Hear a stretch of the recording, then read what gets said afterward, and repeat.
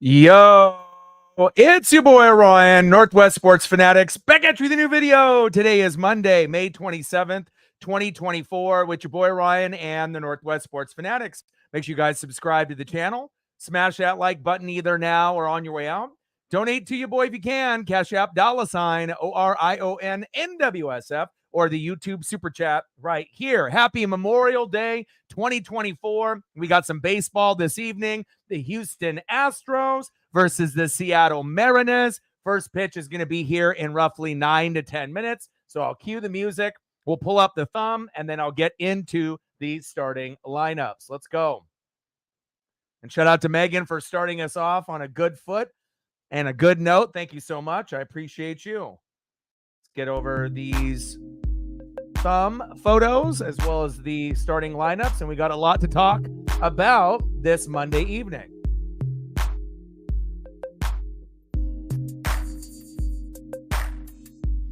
And on the thumb, on the left, Jose Altuve. And on the right, the man that's starting to heat up, back-to-back homers and back-to-back games. Nice to have you back, Julio Rodriguez. Let's fucking go, J-Rod. About time. Bring that electricity to the lineup. Yes, sir.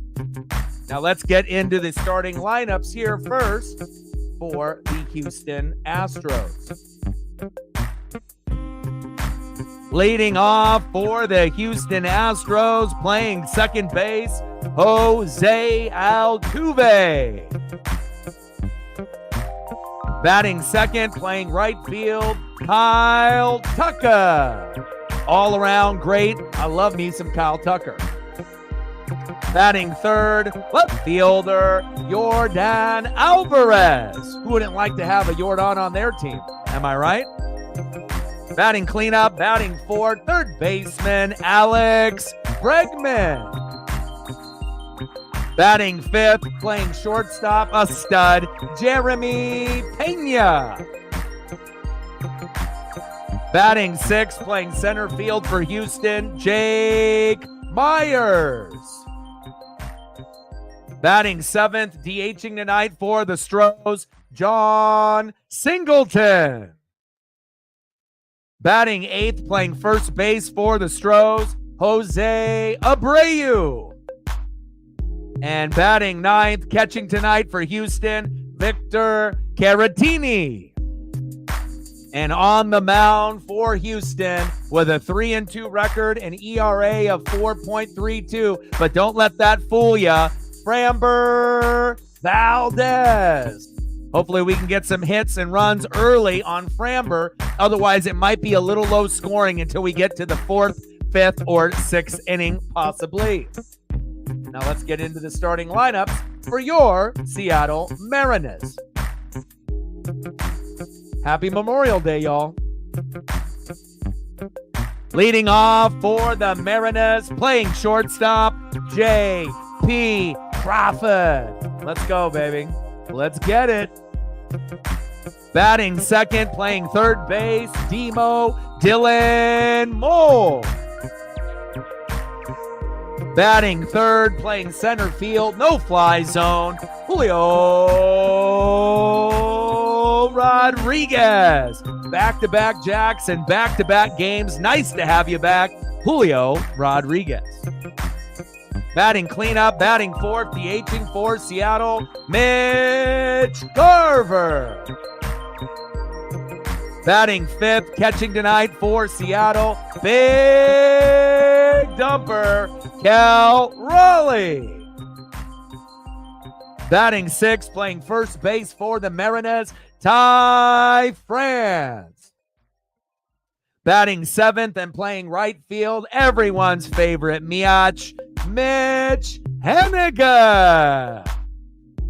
Making his debut in 2024 from the Tacoma Rainiers. Second baseman filling in for Jorge Polanco, who now is in the injured list, Ryan Bliss. Let's fucking go.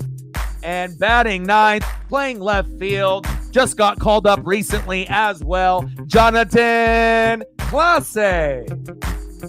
And on the mound for the Mariners, it's Bryce Miller. 3-5 record with a 3.53 ERA. It's going to be Miller time, and hopefully we can get some Ks here tonight. I'm going to pull up my Miller time here. Let me try to pull this up here real quick. Where are you at, Miller time? There it is. And the goal for every game will be, 10 Ks. But if we can get 8 or 9, so be it. But even if we end up getting under 5 Ks, if it ends up being a dub, that's all that matters. Let's go, Bryce. It's Miller time, baby. Let's go. Megan with a 50 to start it off. She's working, but still participating and holding it down. And a 10er. Excited for the news for the Kraken. Yes, I am as well. Man, the Ray Park sign, Mall Funko. Man, I'm a little jealous. That's exciting. Thank you so much for getting us started on a good note, on a good foot. Stacks on stacks, racks on racks. A little Cactus Jack. Bang, bang. $50 holla. Right out of the gates, and a 10er right after that. I appreciate you. 40 more to get to the first initial goal. Stacks on stacks, racks on racks. A little Cactus Jack, bang, bang. Appreciate you. I got some photos prepped for you already, and we'll try to squeeze some of these in throughout the broadcast. Matt is in the building. What's good? I hope you enjoyed those couple days off. Ended up enjoying watching the Mariners finally win a freaking game, 1 out of 3 against the Washington Nationals yesterday, and then ended up watching a pretty much rained out NASCAR Cup Series with the Coca-Cola 600, but I had a great time. We are at 60. Let's get to 140 to go. And again, make sure you like, sub, donate, comment, share. If you're watching right now on Twitter/X, salute to you. Happy Memorial Day. And again, make sure you come over to the YouTube side and smash that like button. We're going to try to shoot for 20 to 30 likes like we do on every stream, and 100 in donos, and we're already at 60 because of Megan, because she is the fucking MVP. Let's go. Got some photos prepped here for you already to get the day started. Let's go. A little Stefan for you. And of course, I had to pull up our new head coach there of the Kraken, and a lot of people had a feeling that this would be the direction that they would go as we take a look at Hampson Stefan there for Megan. But we had to hit you with Dan Bilisma. So not only, the Coachella Valley Firebirds have to look for a new coach, but hey, he gets a promotion. We're doing it within, and we see this happen sometimes in sports when you end up going to, a minor league, like a AAA, or something lower, a divisional wise. And the Coachella is going to lose, their head coach, but they'll find someone to fill in. And I'm hoping that this will be the right hire. I'm not sure if a lot of people know a whole lot about Dan Bilisma. I do remember he was an ex-Penguin head coach back in the day. And now we have him in Coachella. And now he just got the nod to be the new head coach of the Seattle Kraken. Let's go, Kraken. Defend the deep. Let's go. Oh, baby. And I hope it works out.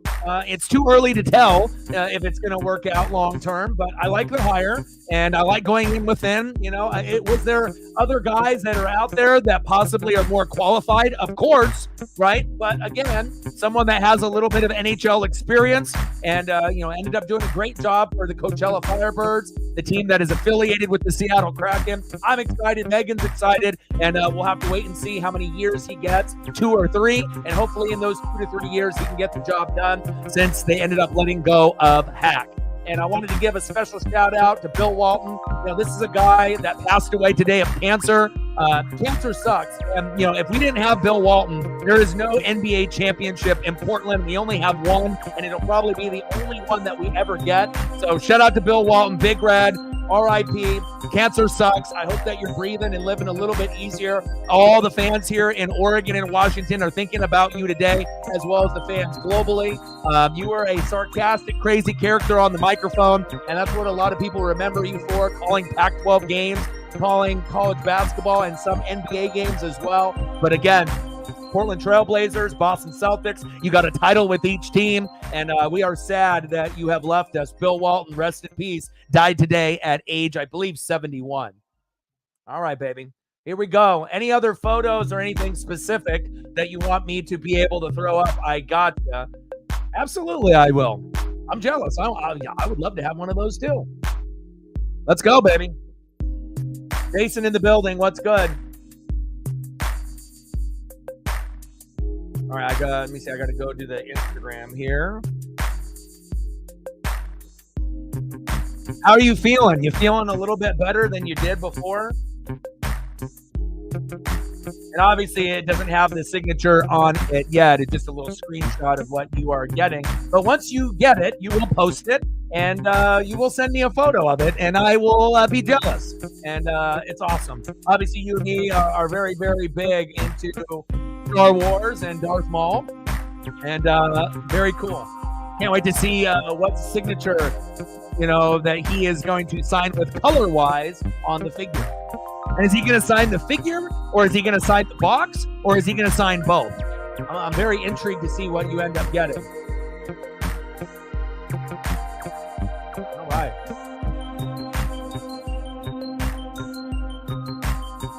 Absolutely. Oh, Angel Hernandez is retiring? Is that something that you're hoping, or is that something that they said that he's officially retiring? That guy's been going at it for years and years and years. Due up for the Astros. Got a sweet spinning logo of them. Jose Altuve. Batting second, the favorite player on the Astros for me. Right fielder, Mr. Everything, Kyle Tucker. And batting third, left fielder, Mr. Everything for them as well, Yordan Alvarez. He may strike out quite a bit, but he'll give you that home run power. I just like Kyle Tucker and Jeremy Pena for the all-around work that they do. And this is not going to be easy. The Astros have started to creep up into the win column. And at one point, they were in fifth place, right? They were in last place in the American League West. But lo and behold, they have passed the Angels and the Athletics, and now they're sitting in third with a 24-29 record.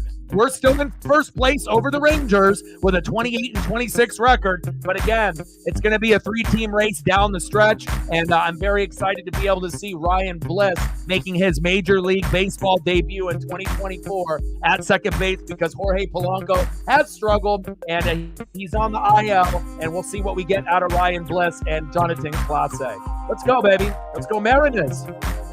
Let's get it. Happy Memorial Day, y'all. Let's go. And it's nice to be able to see Julio find himself and get a couple home runs, back-to-back games. It felt like he was never going to be able to kind of find that rhythm. And it's nice to see Julio shining again. Let's go. Oh, yeah. Shout out to Matt. Shout out to Sarah. Shout out to Megan. Shout out to Odin for helping out on the post. First pitch to Altuve's popped up a mile. Right to Ryan Bliss making his debut. And there we go. One away. All right, here, Sarah. Angel Hernandez is retiring. A source confirms the ESPN, one of the most controversial figures in the game, the source of much ire and frustration by fans and players alike. Hernandez has umpired his last game in Major League Baseball, and then some extra news from Jeff Passan. That's great news. Because obviously we know that he is considered the worst umpire or referee in all of sports. Baseball, basketball, football, hockey, he is number one. So we are glad that he will no longer be ruining games for us in the future. Top of the first, one out. Next up, one of my favorites, even though it is a rival, it is right fielder Kyle Tucker. Let's go.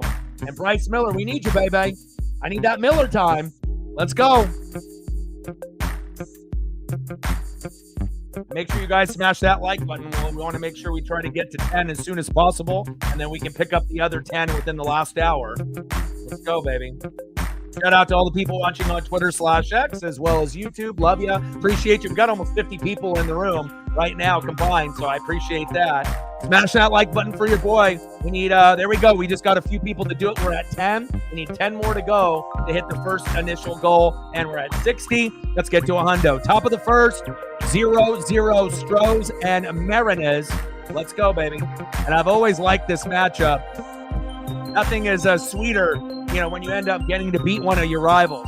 It's like when we can beat the Yankees, when we can beat the Astros, when we can beat the Rangers. I'm not really sure if the Athletics and the Angels, even though they're in our division, those ones don't feel as sweet just because those teams aren't really good anymore. But when they had Shohei Ohtani on the Angels and Mike Trout, it felt good. But I feel like we want to be able to beat up on the best teams. And when we can end up beating up on the Astros and the Yankees, especially the Rangers, it feels good. This one isn't going to be easy as Bryce Miller has a walk already to Kyle Tucker.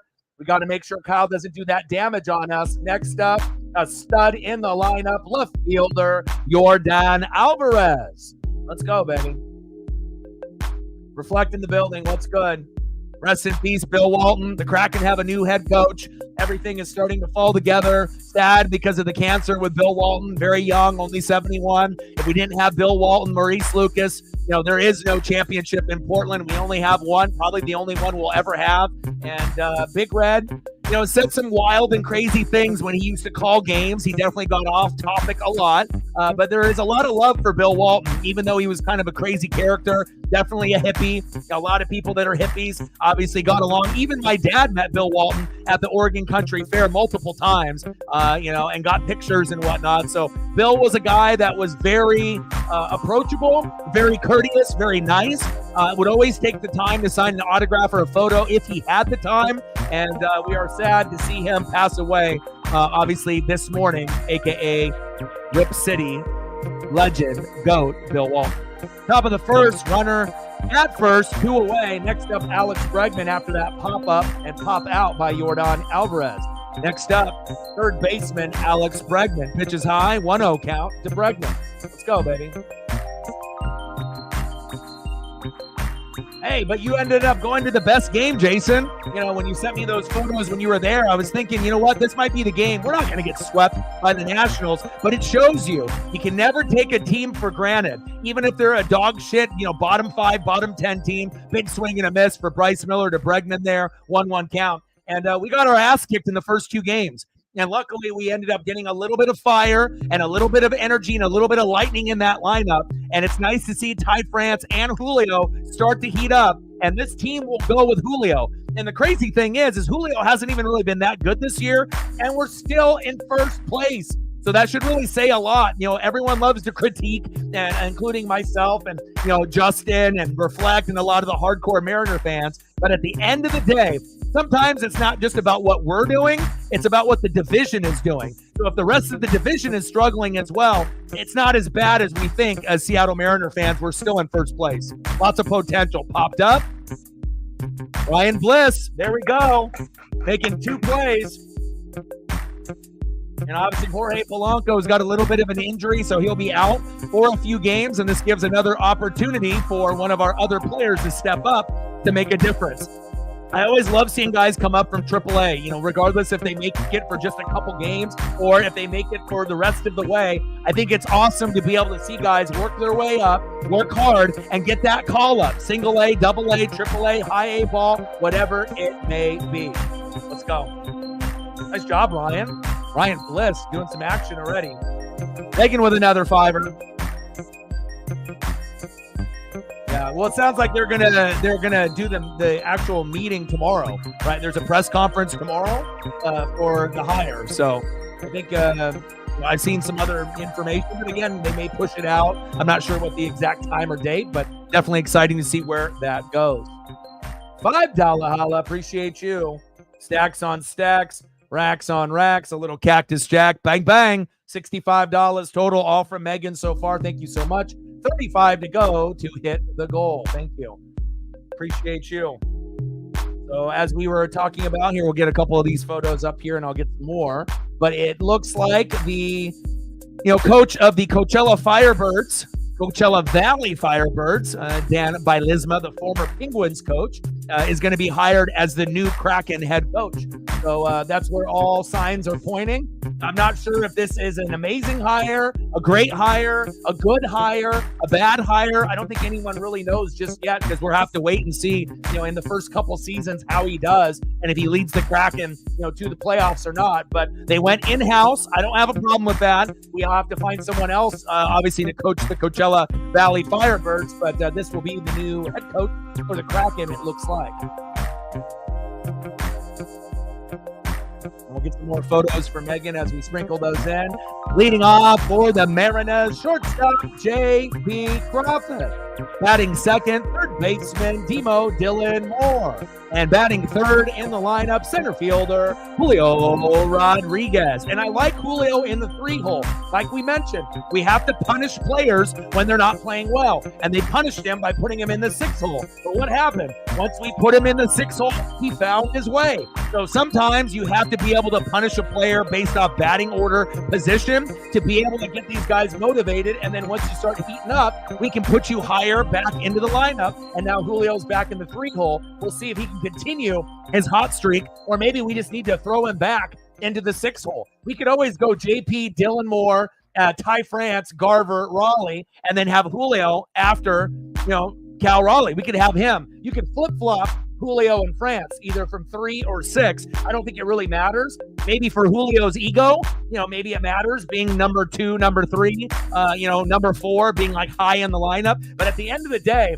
it shows you it doesn't matter where you are. Yeah, and sometimes it's better to go lower in the lineup. It'll help the other guys on the bottom end of the rotation and help give them confidence. And sometimes just being in that batting order, a little less stress of not being at the top of the lineup and feeling like you're letting your team down and having all of that pressure.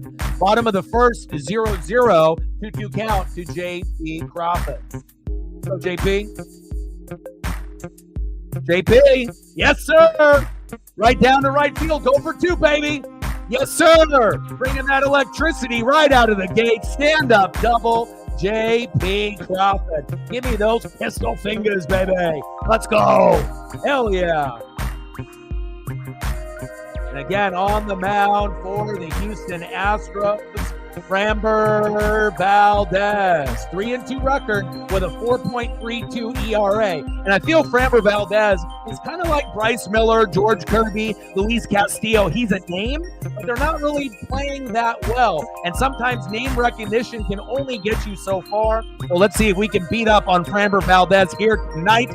Next up, Demo Dylan Moore, another individual that has been heating up, just like with Luke Raley, and hopefully we get some Josh Rojas and Luke Raley at some point later in the game, pinch hitting, or possibly tomorrow. Let's go, Demo. Bring that electricity. Let's start this game off with a run. Let's go. Pitch right down into the zone for a strike. 0-2 count. Go, baby. David in the building. What's good, brother? How are you? Happy Memorial Day. Sarah in the building. How are you? Paul in the building. How are you? Yeah, I like Julio in the 3-hole. I think the best spot for Julio actually, and Demo goes out there with the strike 3, right in the zone. Looking, that's tough. But I think I like Julio sitting in the 3 or the 6-hole the best.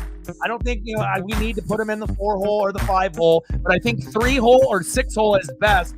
And again, you can always have Rojas or Demo in the 2-hole, and then you can always have like Luke Raley DH or be cleanup or be at the 5-hole with Cal, and then just maybe flip-flop him and Ty France 3-6, 3-6, unless they have someone else in the 6-hole. But we'll see what Julio does here this evening. Let's go. Yes, rest in peace, Bill Walton. I had a nice little graph. That's good.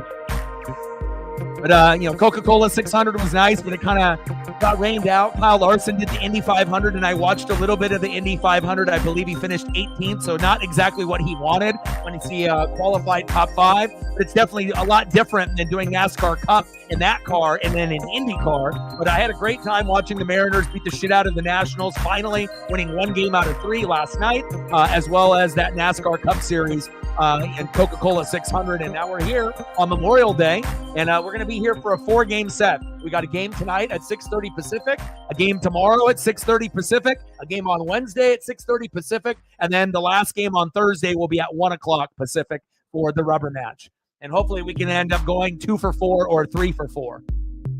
Come on, Julio. Let's keep that hot streak going. Yes, sir.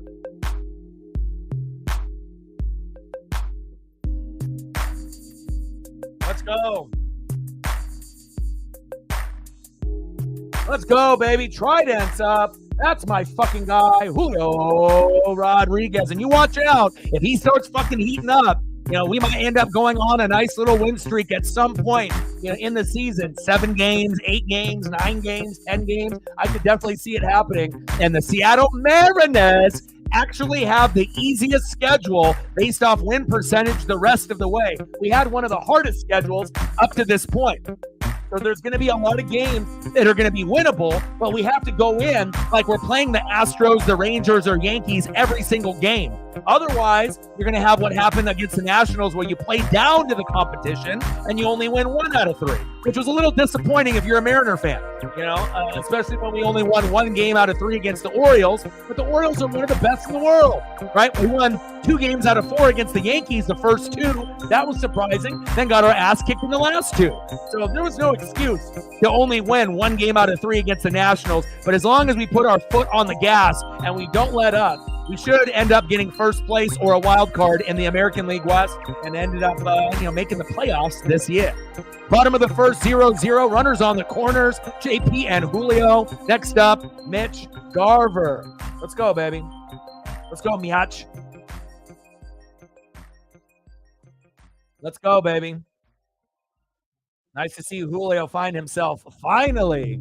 And maybe we'll even be lucky enough to get 3 homers in 3 games consecutively. I mean, if you start doing stuff like that, we're going to be getting into like Ken Griffey Jr. talk, because Ken Griffey Jr. would be known for that. Once he ended up catching fire, he could hit multiple home runs and game in and game out. And he wouldn't do it for an insane amount of games, but Griffey could end up doing it for 2, 3, 4, 5. Not sure if Julio's got that ability in him just yet, but back-to-back games homering was definitely a bright sign and a good sign for Mariner fans moving forward. Let's go, baby. Come on, Garv.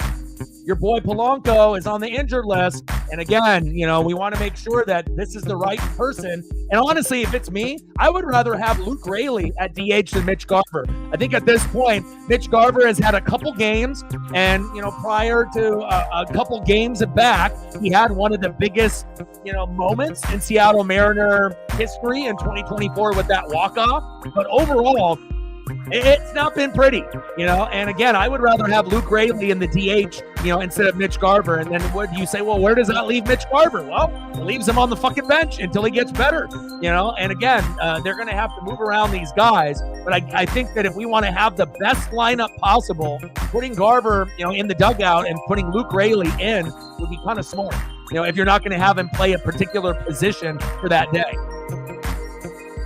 I mean, I hope that Garver can figure it out. But I kind of feel that we kind of know who he is at this point. He's going to play good, once every 10 games. And that's way too many, in between to, be batting under 200. We're already, about 60 games in, 28 and 26. We're almost at 60 games in. So, we're about a third of the way through the season, and things are going to get better as the warmer weather starts to come around in June, July, and August. And we'll have to wait and see what Scott Service does. But some of these little things that we said coaching-wise that, you need to move Julio lower in the lineup. Maybe bring Rojas at the top of the lineup. Maybe put Demo in the 2-hole instead of Julio. So Scott has listened to what we've been saying. And it's nice to be able to see some of these adjustments that maybe Scott wouldn't have made last year or the year before. Nice walk on Mitch Garver, and we'll take that. Hit by a pitch, right, or getting walked might be ideal for Mitch Garver. Because when you're in the box, we don't really know if you're going to get a hit or a home run, but there's always a possibility of scoring when you get hit by a pitch or you take a walk. Next up, big dumper catcher Cal Raleigh. Is it grand salami time? Let's fucking go. Let's start this off with a 4-0 lead. Let's go. Cal? Back. Oh my God, what a catch. Wow, tag up. Go, Julio, go. Yes. Wow. I mean, essentially, that was almost a home run. You ended up scoring 2 off that sacrifice fly by Cal Raleigh, and that was just barely missed a home run there. Look at this rundown. Woo! Look at that effort. Man, can you imagine if he would have dropped that? That would have scored 3. That easily would have scored 3. Oh, my goodness. We'll take a 1-0, though. We'll take a 1-0.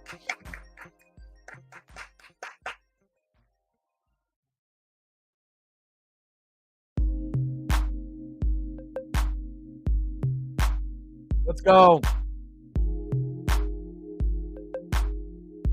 Pete trying to question my intelligence. Get the fuck out of here. You can watch the game somewhere else. Clown. Bottom of the first, 1-0 Mariners. Runners on the corners, first and third. And they actually say that people who swear are actually more intelligent than people that don't. Believe that. It's a form of expression, my guy. Sucker. There we go. Nice RBI. Bring them home, Julio. 2-0 Mariners. How about that, Pete? Let's go. Runners at first and second. 2 outs. 2-0 Mariners, biatch. Let's go, baby.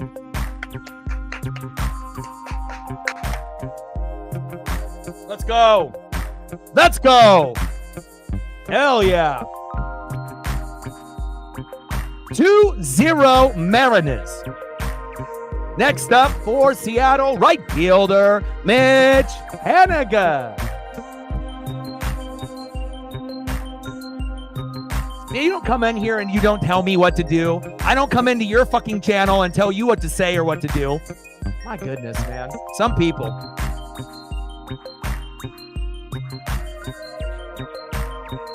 Bottom of the first, 2-0 Seattle. Runners at first and second. 2 outs. 0-1 pitch from Framber Valdez to Mitch Haniger. Yeah, baby! Woo! Let's go! 3-0 Mariners. Let's go, baby. Yes, sir. Of course he doesn't have a channel. Fuck yeah. This is one of the best starts that the Mariners have had. And again, Framber Valdez, I feel it's the same situation as Luis Castillo, Bryce Miller, and George Kirby, right? We know who Framber Valdez is, right? But just because he's a notable name doesn't mean that he's the best pitcher in Major League Baseball this year. He's got a 3-2 record with an ERA of 4.32, and we're beating the shit out of him already. Let's go. 8 runs allowed in his last start, tied his career high, and he's about to tie that damn record already here today. Next up, the rookie from AAA that just got called up today, second baseman Ryan Bliss, making his debut from the Tacoma Rainiers. Let's go, Ryan. I love seeing newbies get a chance. Let's go. Chopper. Throw to first. There we go. 3 runs scored, baby. Let's go.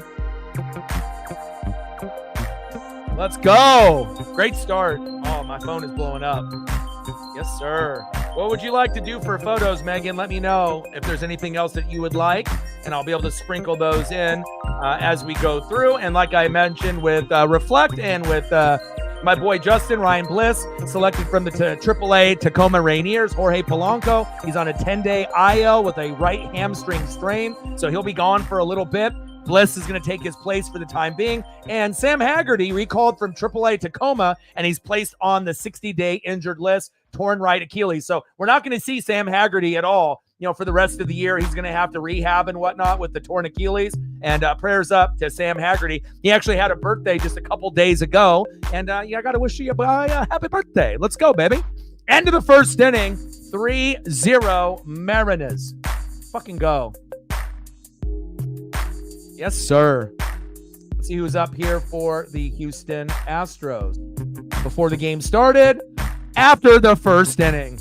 Let's go.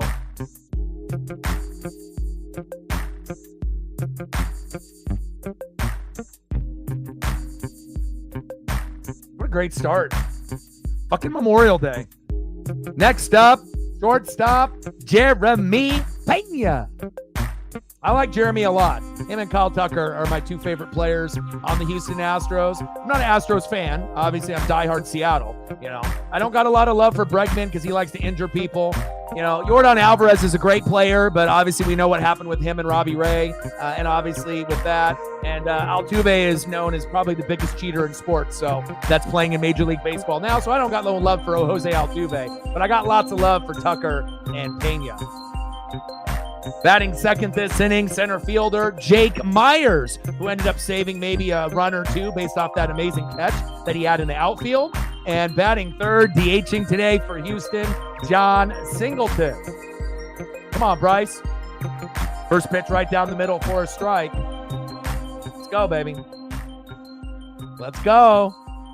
Mariner Moose wants to come out. Let's get it, baby.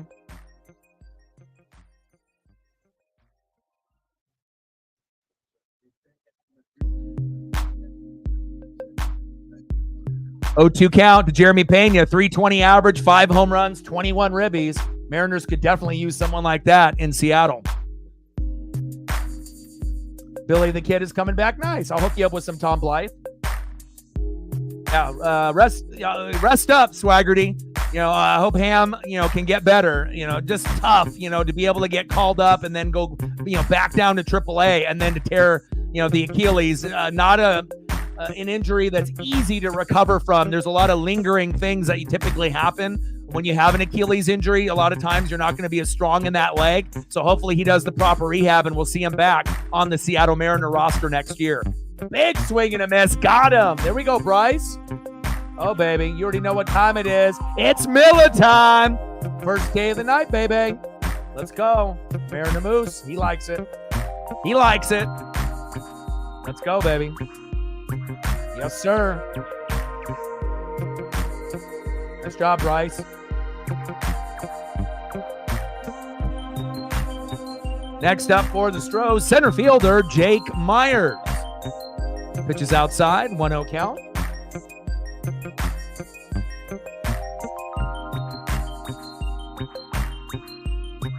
Yeah, ACL, MCL, PCL, Achilles. I think that those are the ones that are really severe, and sometimes athletes aren't the same, when they come back. And you could still come back, from an ACL, MCL, PCL, or more than one of those, if it ends up being like an ACL and a PCL combined. We've seen that in NFL players, like on our favorite teams and whatnot. But I feel with like Achilles, especially with basketball players, football players, baseball players, and depending on where you're playing, if you're playing a position that you have to move around a lot of times it's very tough to be able to come back. But it is something where players can come back. But again, it's going to be a lot of rehab. Big swing and a miss from Myers there. 1-2 count from Bryce Miller. Let's go.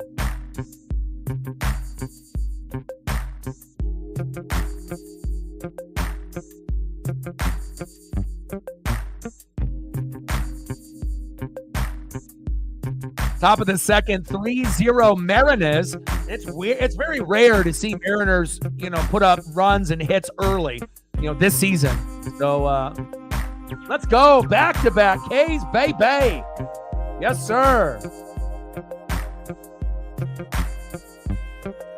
Way to bring that electricity, baby. Nice job, Bryce.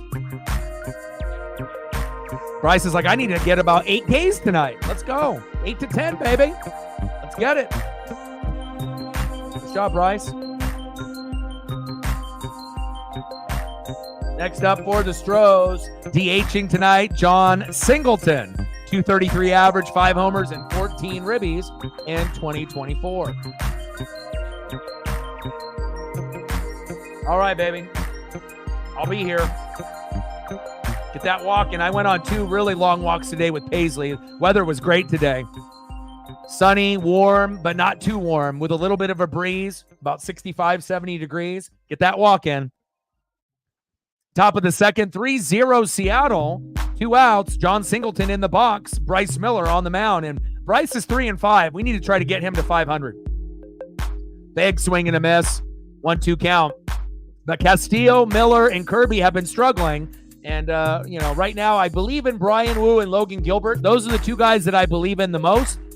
The other 3 are just, starting off a little slow. And then hopefully as the runs and hits, start coming on more of a regular basis, then these guys can start creeping up on the win column. Foul back, 1-2 count.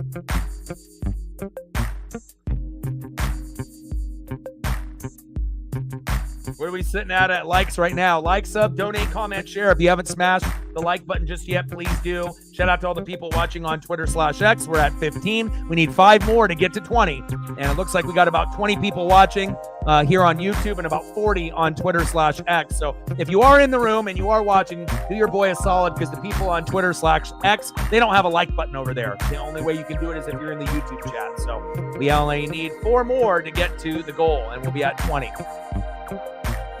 Happy Memorial Day, y'all.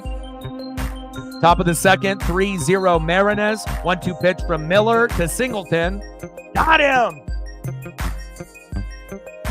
Striking out the side, baby. Let's go.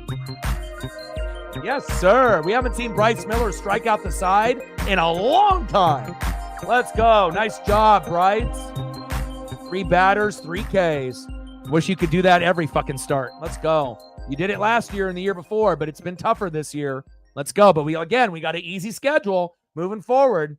Let's go, baby. Mariner Moose coming out already.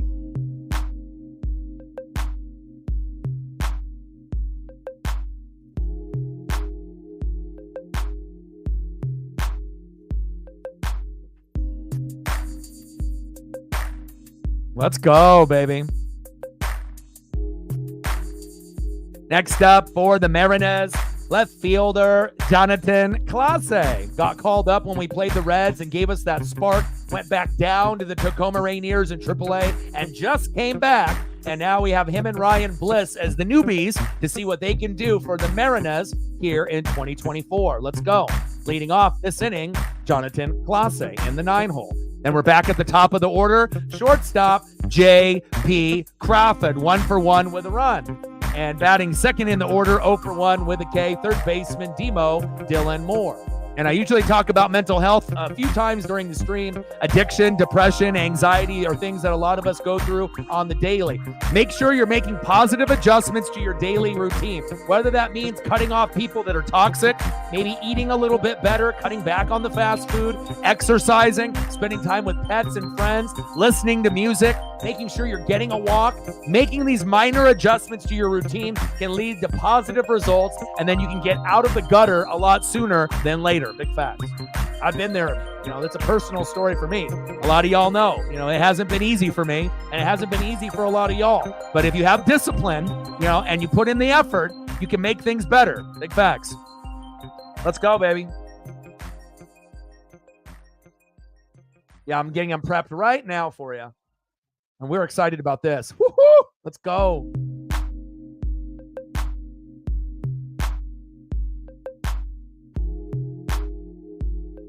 I got to rearrange some of the photos here since I have so many. In the box, 0 for 1. 0-1 pitch. Jonathan Clase. Come on, Jonathan.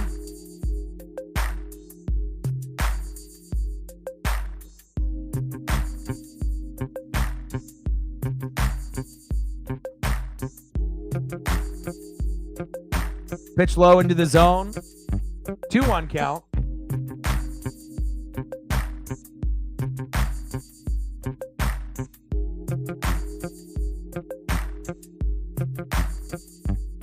Bottom of the second, 3-0 Seattle. 2-1 pitch from Framber Valdez to Clase. Big swing and a miss. Almost falls down.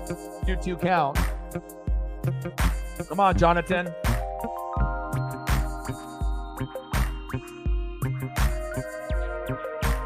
Pitch low and inside towards the knees. 3-2 count. Count is full.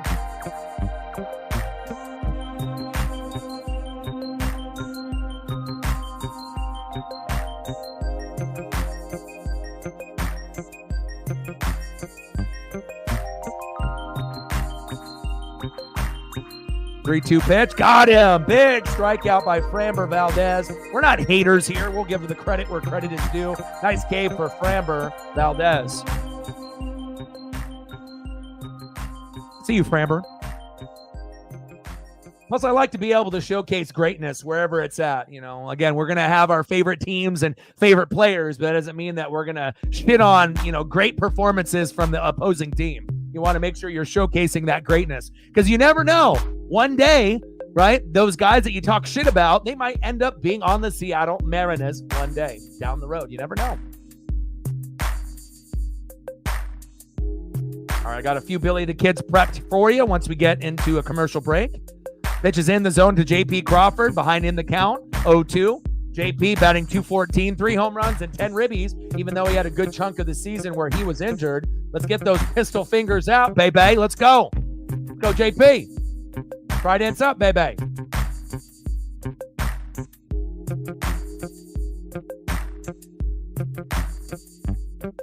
Oh, yeah, they have a Houston Astros Nolan Ryan throwback that is really clean.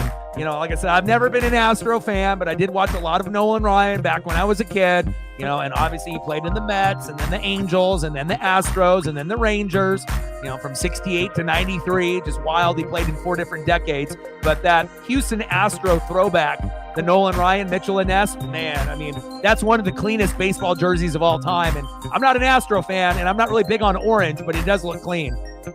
JP runs it out to first. Infield single, baby. There we go. I agree, Megan. Let's see if I can squeeze these in real quick while we're in between batters. Look at that handsome guy.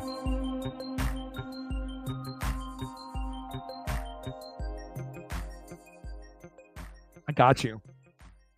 Mariner Moose is ready. Next up for the Mariners, third baseman, Demo Dylan Moore. Demo pops it up a mile. 3 players going after it. Jose Altuve says, get the hell out of my way. I got it. 2 away. Come on, Demo, be a little bit more patient in the box, buddy. I love what you've been bringing us, that energy and that heat. Next up for the Mariners, center fielder, Julio Rodriguez. Back-to-back games with home runs. Let's go, baby. Bring that electricity to the lineup. We love you, Julio. Let's get it, baby. Yes, sir. Trident's up.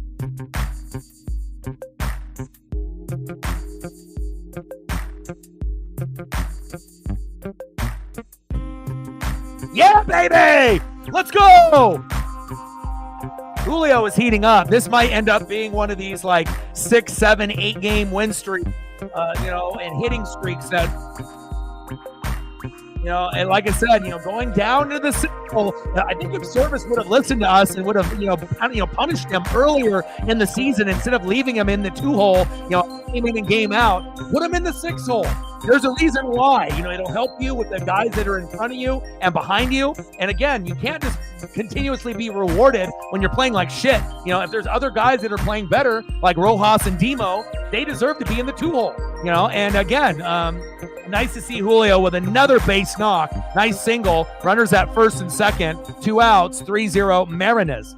Next up, DHing for Seattle, Mitch Garver, who should probably be Luke Raley in this spot at DH. But again, it seems like we have almost like too many players, that we want to play. And there's always going to be a couple guys left out. Hollywood Josh Rojas and obviously Luke Raley. Those guys should be playing every day. 0-1 pitch to Garv. Pitch in the zone for a strike. Behind in the count 0-2, batting 173.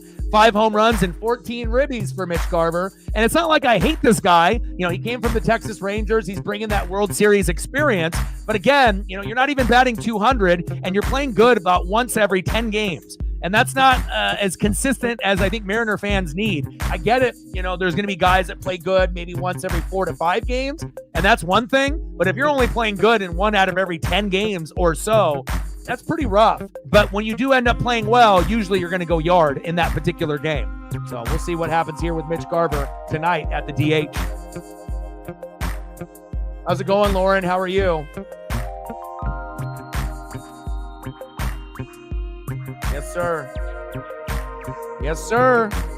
I'm not really sure if this is good, bad, or whatever, but again, I like the hire. Again, there's other individuals on the NHL side that we could have considered. Foul. But again, now they'll just have to figure out someone else for the Coachella side, and it's not like he doesn't have any NHL experience. He did coach the Penguins back in the day, so I like it. And sometimes you'll hire within, and I hope it works out. Because again, this last season for the Kraken was tough to watch, and I think it was tough not only on the fans but the players and as well as Hack.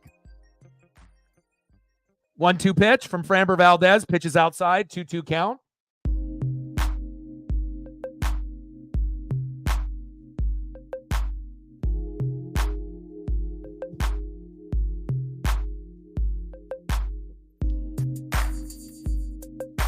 Oh, that's tough. I hope you feel better. 2-2 pitch from Valdez to Garv. Chopper towards third, routine play. Throw to first. Got him.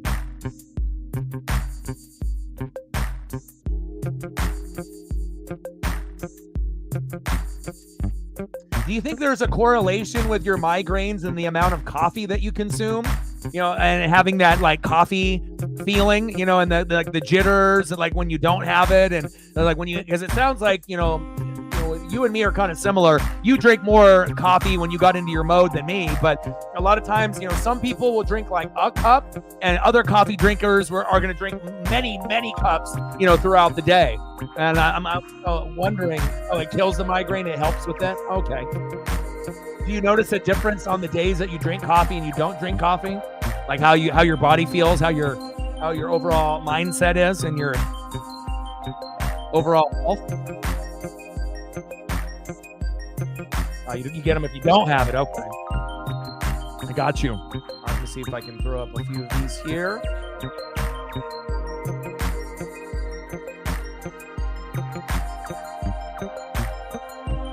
Got to make some more room. Appreciate you. All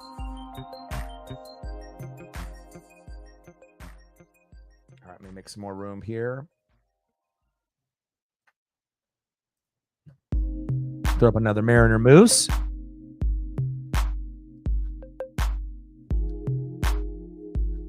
Great start for the Mariners, though. 3-0 start. You couldn't ask for anything better. I mean, besides Cal Raleigh grand salami to make it 4-0 right out of the gate. But we don't need to get greedy. I mean, shit, we already only won 1 game out of 3 against the Nationals. So, we understand. We're not going to get overly overconfident. We already know that we have to take care of business every game. We can't be looking ahead.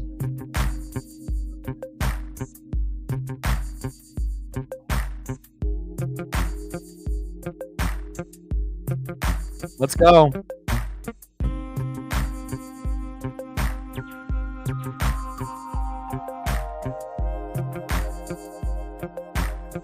Pitch is low and outside to Jose Abreu. 1-0 count. Top of the third, 3-0 Mariners.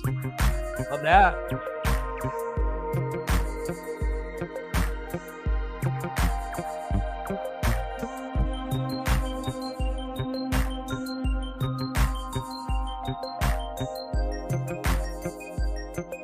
It's nice. It's long overdue.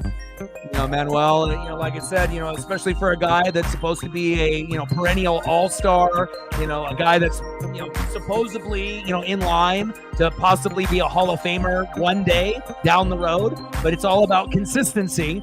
And again, to have a guy that is potentially a top 10 player in baseball or, top 10, top 20, and have such a slow start, it definitely was concerning. He always likes to swing at garbage early on with the first 2 pitches. That's not something new. He's been doing that as a rookie, but he just hasn't been seeing the baseball as well in the first few years until as of late. And then back-to-back games, he's hit home runs. And, again, he always plays better in warmer weather. We get the best out of Julio in June, July, and August. But it would be nice for once for the Seattle Mariners to come out of the gate really hot with a lot of the players instead of just maybe 1 or 2 guys, being hot within the first 50 or 60 games. Last year, we only had 1 good player within the first 60 games, which is Jared Kelenic. Punched him out. There we go. Abreu, sit down. 4 Ks for Bryce Miller, baby. But even if Julio's not getting home runs, as long as he's getting singles, doubles, triples, robbing home runs, stealing bags, we know that his time is coming. And when Julio ends up being amazing, we go with Julio. When Julio is hot, other guys will get hot around him like Ty France. And then once you have 2 guys hot, sometimes that'll lean to 3 guys getting hot or 4 guys. And we're not normally going to have, 6 or 7 out of 9 get hot. But if you get 1, like Julio, it'll trickle over to usually another, like a Ty France. And then if he does well, sometimes that will trickle over to the next guy, like a Cal Raleigh. And then if you got 3 guys wheeling and dealing, then you're going to start putting up 5 to 10 runs in games. But again, we're one of the top 5 in pitching, but we're in one of the bottom 10 in hitting until we get to the summer months. And I think things are going to get a little bit better. But again, Julio is a popular player, but he hasn't lived up to being the top 10 player that he is this season. That's very clear. He's been playing like a, top 80 player or top 90 player. Let's be honest. But we still got mad love for Julio. But it was concerning because he had errors in the outfield off ground balls. He was robbing home runs in the air in pop-ups, but he was having some errors on ground balls in the outfield. He was getting called out on stolen bag attempts, and then he was a little lazy running the bags, and not really paying attention to his surroundings. So that was a little concerning, but it looks like he's been firming up some of these mistakes. And remember, he's incredibly young. It's not like Julio's 30, 35 years old at the end of his career. He's just starting his career. This is his third year. Same thing with George Kirby and Cal Raleigh, the three amigos, right? The three musketeers. You got to be able to have guys like that to build around. And thank God we got Julio, Cal Raleigh, and George Kirby all in the same year to come up to kind of start this nice dynasty for the Mariners. Top of the third, 3-0 Seattle. 1 out, 2-2 count to Victor Caratini. Check swing there. Almost a strike three.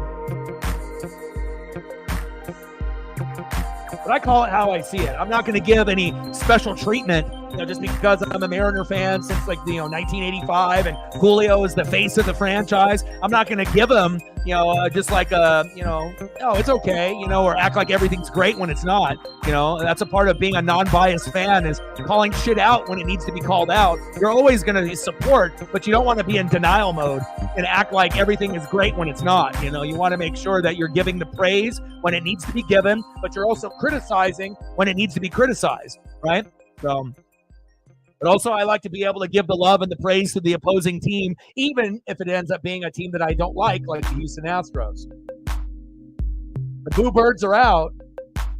Next up, the most hated player in baseball, second baseman Jose Altuve. And that's not just Mariner fans. I think that's, globally. I don't think there's a player that's more hated than Jose Altuve.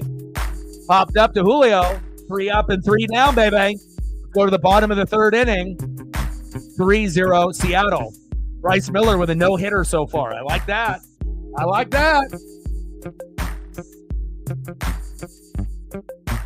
Get some more photos up here for Megan. Anything else that you want to be able to see? Let me know. Next up for the Mariners, 0-for-0 with an RBI. Big dumper, Cal Raleigh. One of my favorite players on the team, if not my favorite, with Julio. Batting second, 1-for-1 with an RBI. First baseman, Ty France. And France struggled mightily at the beginning of the year, but within the last 10 games, he's starting to look like the player that made the All-Star game with Julio a few years ago in 2022. Keep it up, Ty. And batting third, 1-for-1 with an RBI, right fielder, Mitch Haniger. Let's go, Mitch.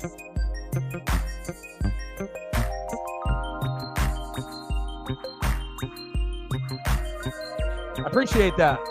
And again, I always will call it how I see it. I mean, like I said, I love baseball, football, hockey, NASCAR. I mean, there's a lot of things that, we'll put our ink in here. We'll definitely do many, many things. WWE had a great time with the WWE stream that we did there in Jeddah, Saudi Arabia, King and Queen of the Ring. We usually do those once a month, and they're awesome. Lots of fun. And again, I'm always going to call it how I see it. I'm never going to give special treatment, to my favorite teams or my favorite players. We're always going to count it right down the middle, 50-50. So appreciate that.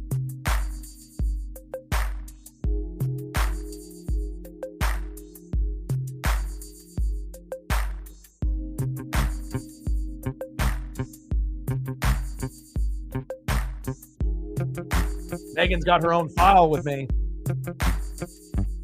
Deservedly so. Goats get their own files. That's what happens.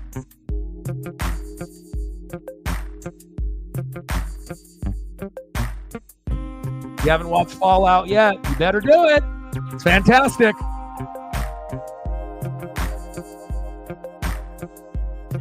I haven't been too blown away, out of shows. I haven't watched Halo yet. I know they have like a season or 2 of that. I highly doubt it'll be good as Fallout, but I'm still watching it. And I know a lot of people have already watched it because it's a little bit older and whatnot. But I got to take my time through all the different shows that I watch. So Cal, little dribbler to second base, throw to first, 1 away.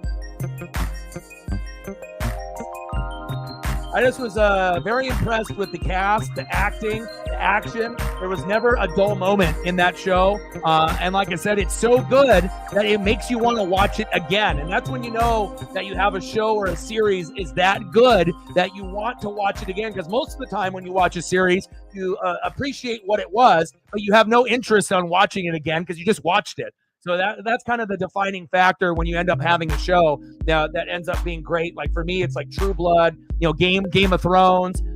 There's a few different ones that are out there that I love and I've watched over and over and over again. But again, everyone's got their own type of configuration on what they consider great as a show. So next up in the box, Ty France. Let's go, Ty. Go Mariners, buddy. Get some rest.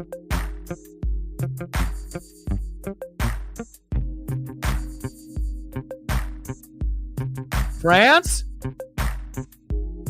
Oh, Kyle Tucker in the right spot on the warning track, 2 away.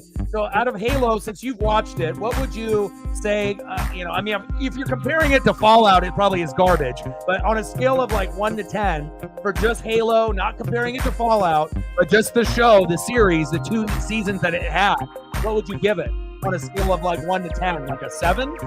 Or is it worse than that? Because if it's at least a 7, I'll check it out. But if you really think it's that bad, I'm not going to waste my time with it if it's like a 5 or a 6. But it's got some, good, episodes in it. I wouldn't mind checking it out. Only a 4 or a 5, really? It's that bad? Interesting. Well, yeah, that's not good enough for me to watch then. I mean, after I watch all the other stuff, but again, we got, House of the Dragon coming up. We got The Acolyte and Star Wars coming up. The Boys season 4 coming up, and then my favorite, The Bear, coming up here. So June is going to be very, very busy with some amazing shows. Valdez on the box against Mitch Haniga. 50 pitches in for Framber. Bottom of the third, 3-0 Seattle. 2 outs, 1-2 pitch to Haniger. Chops foul. Count remains 1-2.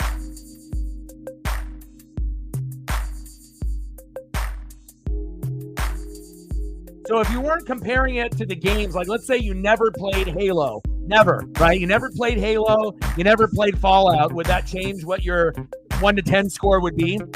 Like, you're comparing it to like the, conversion of what happened in the games and how they made it into a show. Like if you weren't going to count the video game aspect of it, would you grade it a little bit higher, or would you still give it a 4 or 5? That's pretty shitty for a show if it's only a 4 or 5. I was expecting you to say like 6 or a 7, so it must have been a pretty disappointment with the writing and the cast and the actual episodes. A 6, so slightly higher if you weren't comparing it to the video games. But still, I don't think a 6 is really worth my time. For 2 seasons worth of shows. Sounds like there's like 8 to 10 episodes per season, something I would assume. So, Haniger, did he go with the check swing? No, he did not.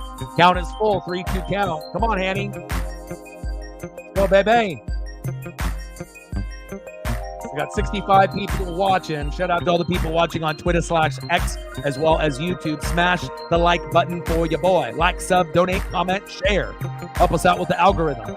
Haniger, topper towards third, strongly hit, throw to first. Got him. 3 up and 3 down. End of the third inning, 3-0 Mariners. All right, try to get some more photos up here for Megan.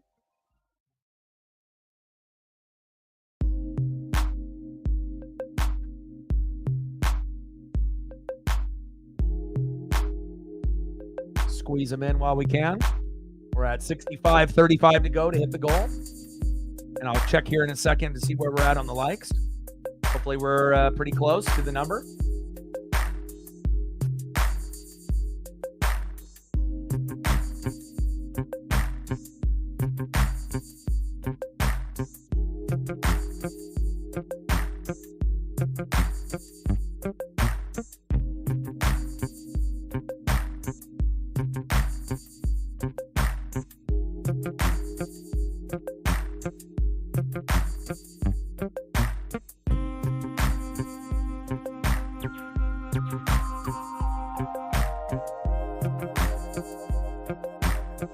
I think really what I thought the cast was great, but seeing, Superstore, seeing Bo in the show, as like one of the, kind of,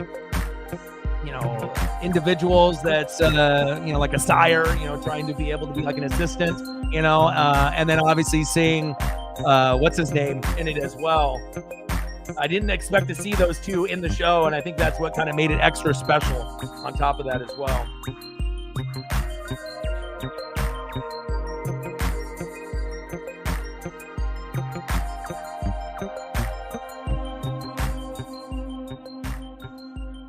But we know Walter Goggins is a stud.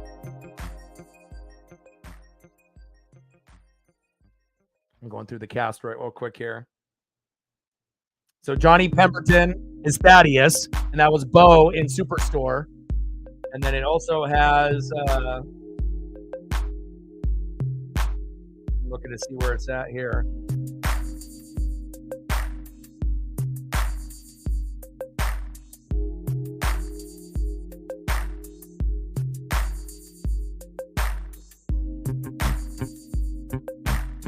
Next up in the box in the top of the fourth is Kyle Tucker. Go, baby.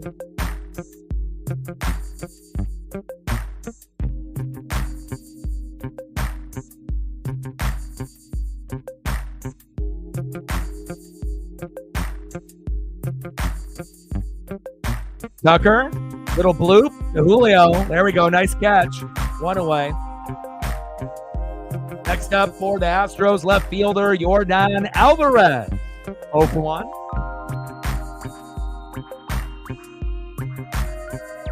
Ooh, 3 stars and Oilers. They're going after it. I see. And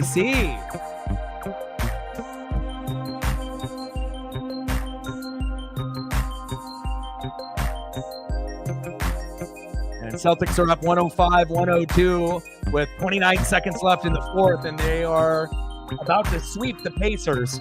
So we'll see if the Celtics are, they're good enough to win the East, but I'm not sure if they're going to be good enough to beat Luka and Kyrie if they keep playing the way they are against the Minnesota Timberwolves. I'm not sure if anyone anticipated Boston and the Mavericks in the finals, but this is Boston's best chance to get it done. But knowing their luck, with Tatum and Brown and Porzingis, they may not be able to win it. They may think that they're going to win it, but if Luka and Kyrie go off, then maybe the advantage is Dallas instead of Boston. Even though we know Boston has been pretty good for these last few years, but they're going to have to give it their all. Well, Alvarez, diving grab. Jonathan Clase with a diving grab in the outfield. Nice job, Jonathan. My boy. Nice job, Jonathan. Robbing Yordan Alvarez of a double. Next up for the Astros, third baseman Alex Bregman. And the Mariners have been making more diving catches in the outfield as of late. Haniger, Jonathan Clase, Julio, even Dominic Canzone. I love it. Top of the fourth, 3-0 Seattle. Bryce Miller on the mound, Alex Bregman in the box.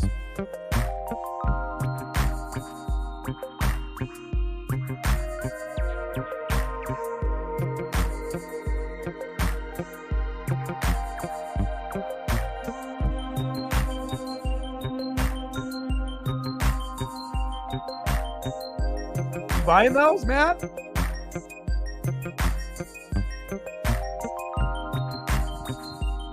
Top of the fourth, 3-0 Seattle. 1-1 pitch. Bregman to be a routine to Julio. No fly zone.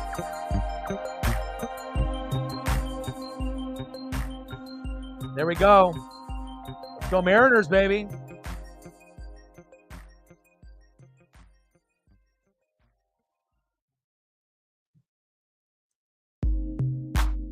Good shit.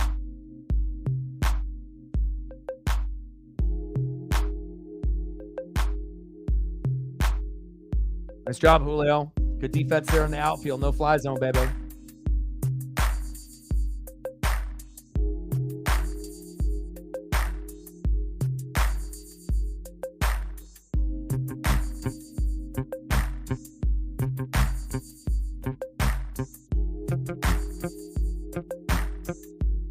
No fly zone, baby. go. Let's go, PJ. You know it, baby. Oh my God, it's so good. I'm on season 2 right now, and I've never watched it from beginning to end. You know, I watched like Mayans and, you know, Mayans MC on FX, and I've seen, you know, some episodes, but I never like, you know, watched it from the beginning and like binged it.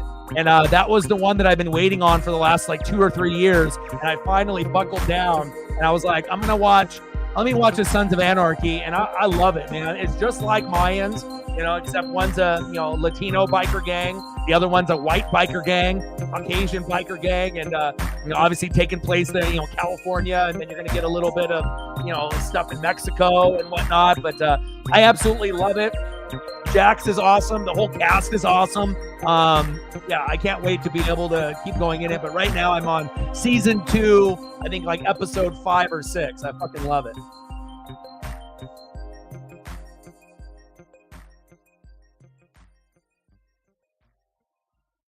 Yeah, I think the cast in both shows are awesome.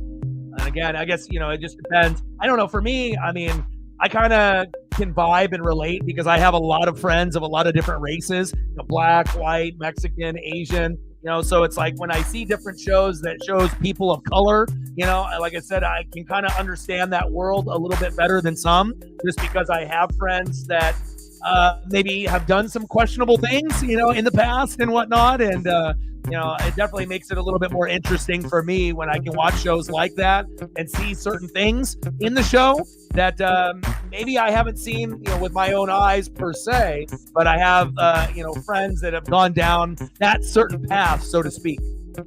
Bottom of the 4th, 3-0 Seattle. 0-1 pitch from Valdez to Ryan Bliss. Oh, line drive to Jose Altuve. 1 away. And they give him the Boo Birds at ready. Next up, left fielder Jonathan Clase. Let's go, Jonathan. Bliss is connecting. Just needs to be able to get a little bit more oomph in that swing. Lions is worth it. I think it all depends on if you fall in love with characters in a show. And once you fall in love with characters in a show, they become a part of you. They become a part of your life. You know, like you almost are immersed in that world. Like you're one of the people in the show also, even though you're not. And I feel like once you have a connection with the cast in a show, it's really hard to walk away if you have a good connection. And, you know, it didn't take very long for me to get hooked on Mayans MC. I mean, I watched every single episode, you know, beginning to end, and I loved it. And you know, and I already knew I was going to love Sons of Anarchy, but you know, it was a while for me to get into it. Clase, little dribbler towards second, throw to first, and barely got him. 2 away.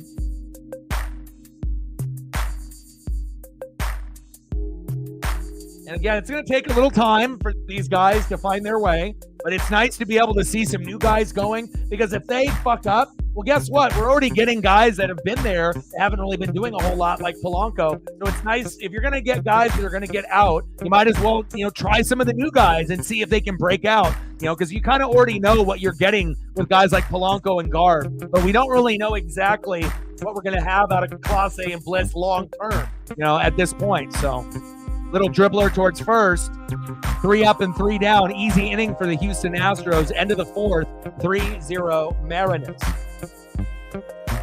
I agree. Right, and then we would have had it with Ham Swaggerty also, but then he tore his Achilles when he went down to Tacoma Rainiers with AAA. So Bliss, Clase, Demo, Julio, Sam Haggerty, we got some speed.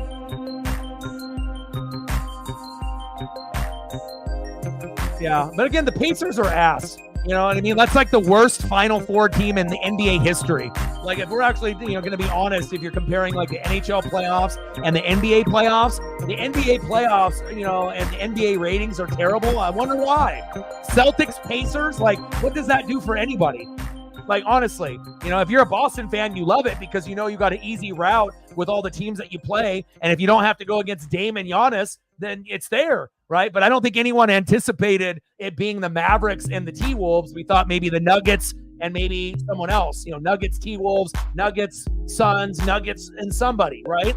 And stuff. So, But again, this will give an opportunity for Luka and Kyrie. Kyrie already has a ring with LeBron, but Luka doesn't have a ring yet. And again, Celtics and Mavs, it's not really that sexy on paper. And again, you got Tatum, you got Brown, but they kind of choke. You know what I mean? I feel like they're good players, but I'm not sure if they're really like Hall of Fame players. And again, Luka is a Hall of Fame player. Kyrie is a Hall of Fame player. And so we'll find out, if Boston can get off the schneid or if they'll end up losing again, to another team, and it might end up being the Dallas Mavericks. But again, it all depends on if they can slow down Luka and Kyrie. If you can slow them down, Boston will have a chance. If they don't, then they won't. And then Dallas will win in 6 or 7. So we'll see how it goes. But I think it's been the most uninteresting playoffs in a while. I thought the NBA regular season really wasn't that good. The playoffs, it gets a little bit better, but it's not the same as like the NFL playoffs or the NHL playoffs or the MLB playoffs. It's definitely the worst, and it doesn't do you any favors when you got a shitty team like Indiana, in the Final Four. Again, were they a good team this year? Yes, but not good enough to be in the fucking Eastern Finals. I mean, give me a break. It should have been like Boston and Milwaukee or something. Denver and Minnesota. It's like you want to have like better teams at the end, not a team that gets swept by Boston. And Boston is, I feel like they're a good team, but I'm not sure if they're like championship caliber type of team. We'll find out in the finals against the Dallas Mavericks if they're good enough to bring that ring and represent on that Larry Bird level, that Kevin Garnett, Paul Pierce, Rondo level, Ray Allen level. I'm not sure if they're there. We'll find out, though. It'll give a chance for Tatum and Brown and Porzingis to step up and cement their legacy, at least with one ring, or it'll be back to the drawing board where you're really good in the regular season, but you choke at the end. I wouldn't want to play against Luka and Kyrie. I'll tell you that, especially the way that they've been playing as of late.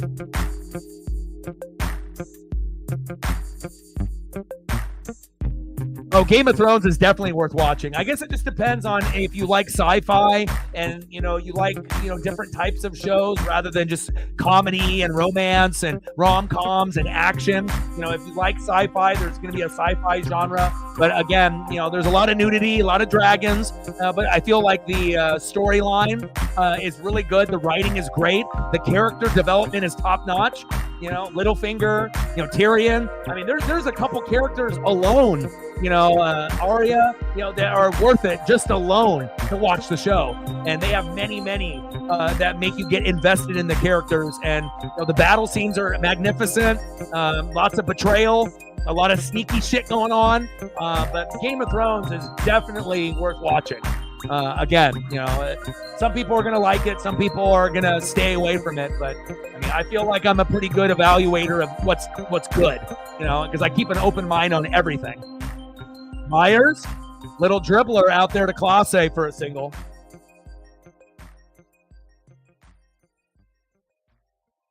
Yeah, and they had many seasons. Like, what did Game of Thrones go for? Like 6, 7, 8 seasons? So it's not like they only did a couple seasons and the show ended. I mean, it goes, for many seasons, and it keeps getting better and better and better as it goes on. And then really the only thing, that people have like a griping bitch about is the last episode. How the show ends, and people didn't like the ending. And I get it. They could have went a different direction with the ending. I don't want to spoil it. They could have went a different direction. But again, it took you along for a very magical ride when it was on. So I loved it. Bottom of the 5th, not yet. We're top of the 5th. 3-0 Seattle. Runner at first, 1 away. Next up for the Astros, DHing John Singleton.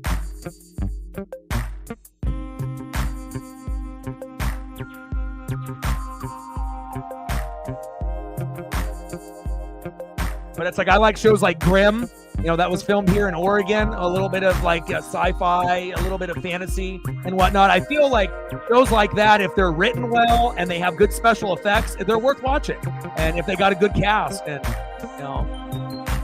like I like True Blood a lot. I like Grimm a lot. Game of Thrones, Dexter, I feel like those are very, very quality. Like you can watch those over and over and not really get tired of them, and then you can take a break and then a few years later, get reacclimated. But I go through that rotation of those shows: Game of Thrones, Grimm, Dexter, all the time. I mean, and again, sometimes it's like I know I should be starting another new show, but sometimes I just like the cast so much that I want to go back and kind of immerse myself in that reality. Like people play video games to get out of the reality to go, into that reality. But sometimes you can get to that other reality by watching a great series. Facts. 2-2 pitch from Miller to Singleton. Chopper towards third. Fuck. That's going to score a run, maybe. Is he going to stay at third? Okay, good. Runners on the corners now. Hopefully we get a double play.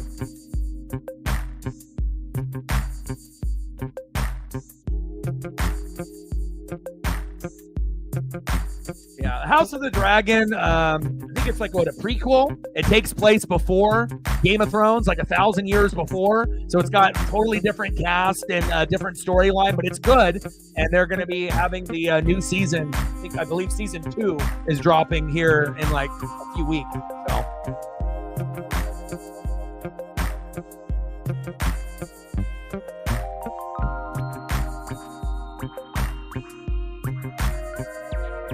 Abreu.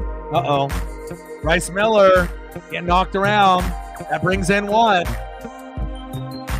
3-1 Mariners. Abreu singled to center. Maya scored. Singleton to third. Come on now. Tighten up, Bryce. Don't fuck up right here before, the 6th inning. Stay strong, my guy. And you don't expect, guys like Myers, Singleton, and Abreu to rough you up. You would assume it would be Altuve, Tucker, Alvarez, Bregman, Pena.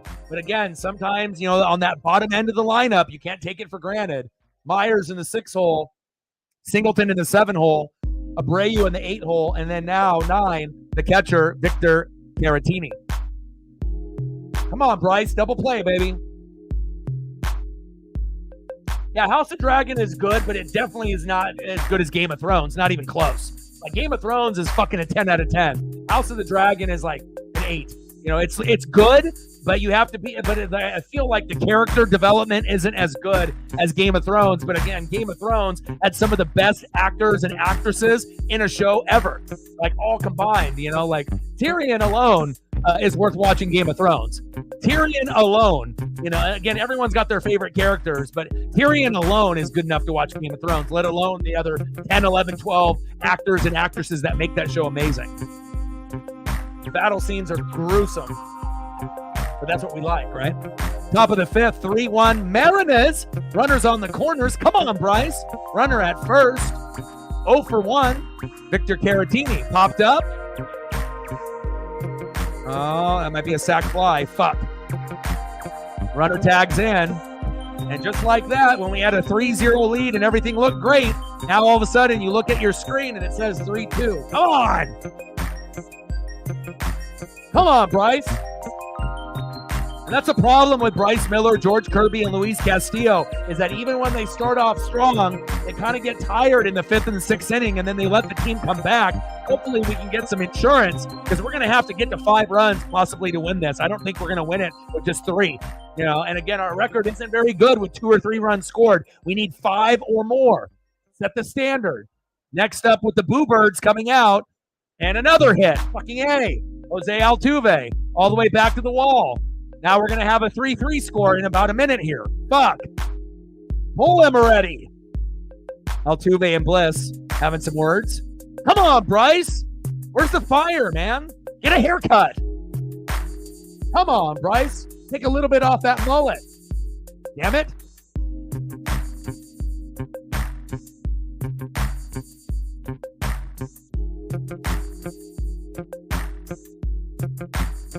Bryce is making his pitches too easy out there. Like, sub, donate, comment, share. We have almost 80 people watching. If you haven't smashed the like button just yet, please do. We got 24. We need 6 more. 5 more to get to 30. So if you're in the room right now, we got 25 watching on YouTube, 50 plus on the Twitter/X. So if you're on the Twitter side, come to the YouTube side if you want to like and donate and chat. If you don't want to do those things, that's fine. But if you come over to the YouTube side and smash the like button, then go back, that'll help us out in our algorithm and our metrics.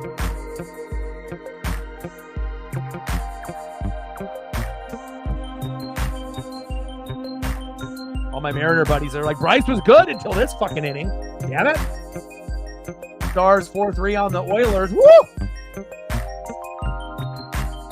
Yeah, when I did game 1 and that shit was like fucking double overtime and 4-hour stream, man, I was tired. But again, a very evenly matched, series. And you could say so is the other one with the New York Rangers and the Florida Panthers. I thought Florida was going to kind of run away with it, but New York got much better, after game 1. All right, we got to hold them here. We got runners at second and third. We got Kyle Tucker in the box, 2-0 count. Come on. Chopper, routine play, flip to first. Lackluster effort from Kyle Tucker running to first, and that helped. All right, we give up 2, but we still got a 1-run lead. Let's go.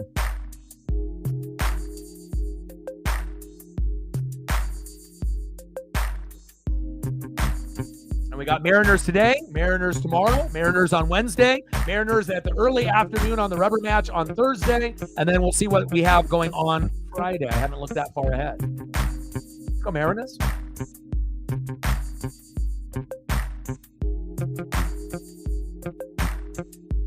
And like I mentioned multiple times on the stream, make sure you guys are taking care of your mental health. Addiction, depression, anxiety are things that we go through on the daily, and it's tough. Once you start slipping into the darkness, it's really hard to get out. From personal experience, I know. But again, getting Paisley Pup really saved my life. So if you know that you're getting into the darkness, you have to make changes to your routine. If you don't have a fucking routine, get one. It'll really make things better for your life.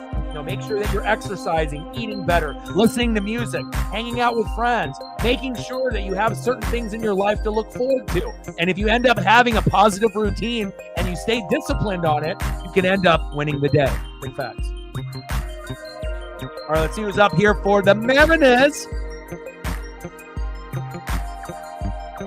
Next up for the Mariners, 0 for 2 with a K, third baseman, Demo Dylan Moore. Batting second in the order, in the 3-hole, center fielder. He's hot, hot, hot, bringing that electricity to the lineup. Julio Rodriguez. Trident's up. And batting third in the order for the Mariners. DHing for Seattle, Mitch Garver. So Mariners. Take a look at the pitching duel so far. So Bryce Miller, 5 innings pitched, 4 hits, 2 earned runs, 1 walk, 5 Ks. Not ideal, not great, but not shitty. And then let's take a look at Framber Valdez here real quick as well, because we're not haters here. We're going to make sure we give the love. Framber, 4 innings pitched, 6 hits, 3 earned run, 1 walk, 2 Ks. So obviously he's doing much better than Framber. We still give Framber the attention that he has deserved. Big name, but not big name results. Same thing goes with George Kirby, Bryce Miller, and Luis Castillo. They're names, but just because you're a name doesn't mean that you're playing well at the moment. We need some insurance, baby. And I ain't talking Geico. I mean, we need to get to 5 or 6. Don't you think, Reflect? I mean, again, Houston could have ended up scoring 4 or 5 runs that inning. That previous inning, that could have gone really fucking bad.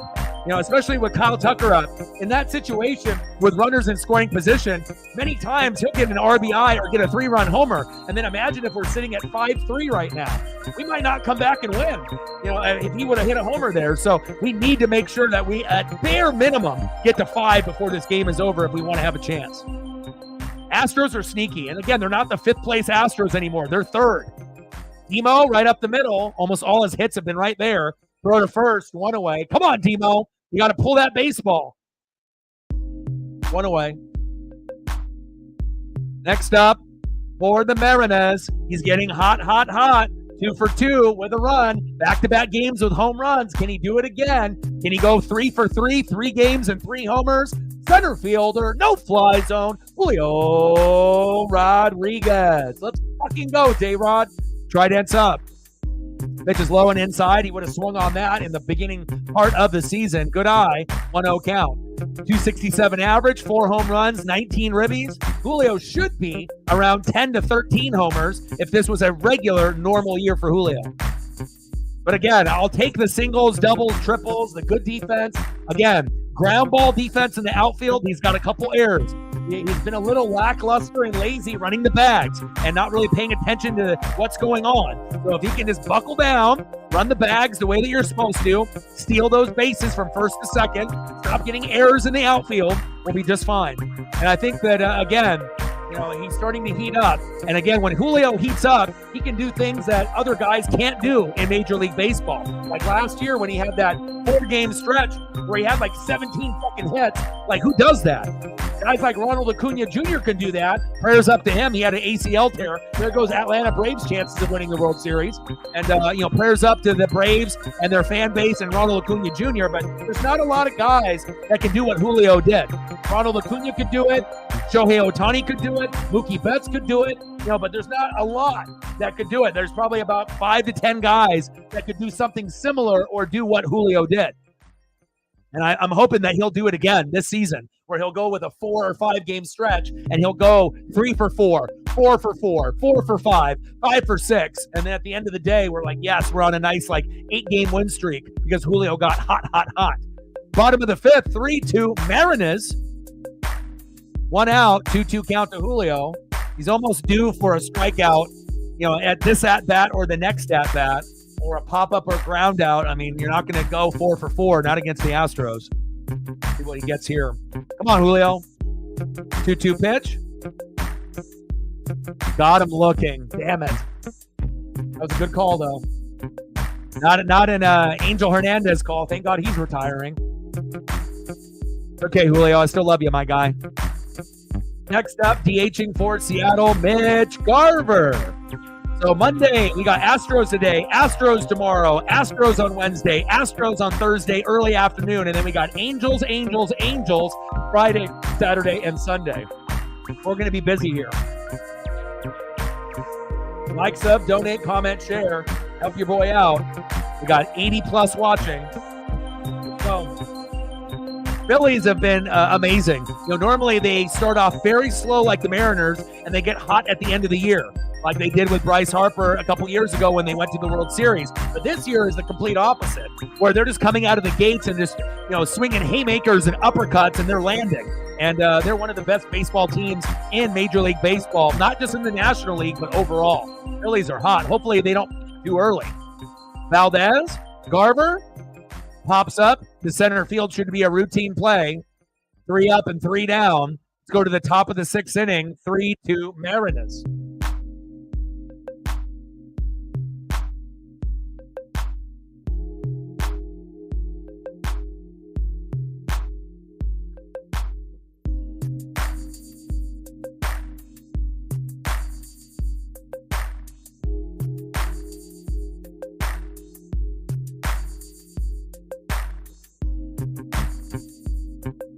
Well, it looks like Matt's taking a break from the Oregon Ducks and the Denver Broncos socks. Oh, are these going to be a part of the new collection? Huh? Is that part of the collection? How much are you going to have to pay for those? Like $20? Especially with all the images of her on it. I would assume that those aren't going to be cheap. Unless they're like third party, then you might be able to get them a little bit cheaper if they're not like officially licensed and whatnot. Which I assume they're going to have some stuff that is and some stuff that is not when you're that big of a superstar. End of the 5th inning, 3-2 Seattle. Let's see who's up here for the Astros. And if there's anything else that you want photo-wise, Megan, let me know. We are 35 away from hitting the goal. Next up for the Astros, 0 for 2, left fielder, Yordan Alvarez. Batting second this inning, third baseman, Alex Bregman. And batting third, shortstop, Jeremy Pena.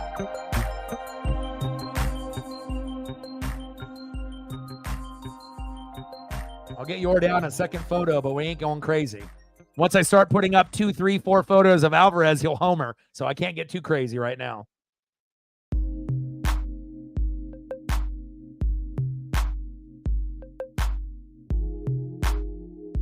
Only $10. Yeah, that's a good deal. That's a good deal. You have to get those. Did you order them already?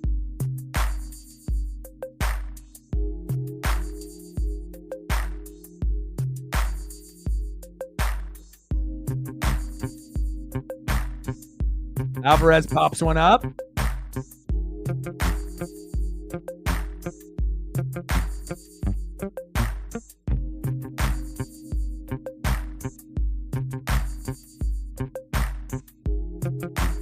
I got you. Wipe those eyes away. There you go.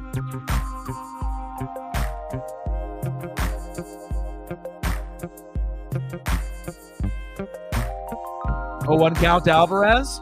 Chop foul. Behind in the count 0-2. I like that. Nice grab by that fan. Nice souvenir. A Yordan Alvarez foul ball. Hey, I might not be an Astro fan, but that's a nice foul ball to get. You know, if you get, I mean, even Jose Altuve being like the most hated baseball player, if you get an Altuve ball, it's something. You know, I think I would rather have like a Tucker or a Pena ball or an Alvarez, you know, instead of Altuve or Bregman. But again, they got a pretty solid starting five. Altuve, Tucker, Alvarez, Bregman, Pena. I mean, think about any other team in baseball that's got a better starting first five in the rotation than that. That's pretty solid. But pitching has been a little off for Houston, and they're trying to figure it out. Reflect with a fiver. Appreciate you. Stacks on stacks, racks on racks. A little Cactus Jack, baby. Bang, bang.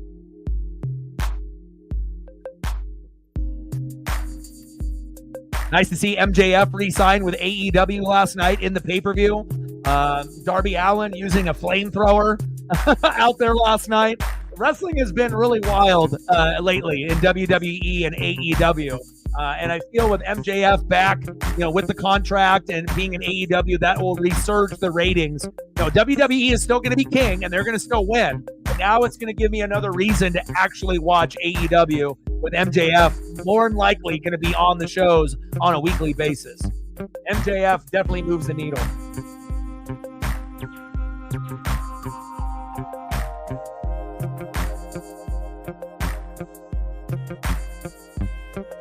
Two-two pitch. Pitch is high and inside. 3-2 count.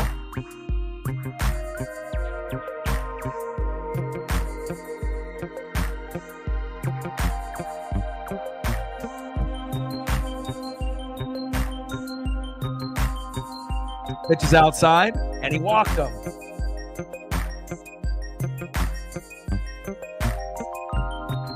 Yeah, but her and Seth are incredibly loyal to WWE. Prayers up to Bill Walton, passed away today with cancer. But there is no scenario where Becky Lynch or Seth Rollins ever leave WWE. They'll be old and gray. Hell, their daughter will probably be in WWE, and they'll still be involved at some point or another. But those are two people that will never, ever leave. It's like The Undertaker. You know, some are going to stay forever, and that's just how it goes. So.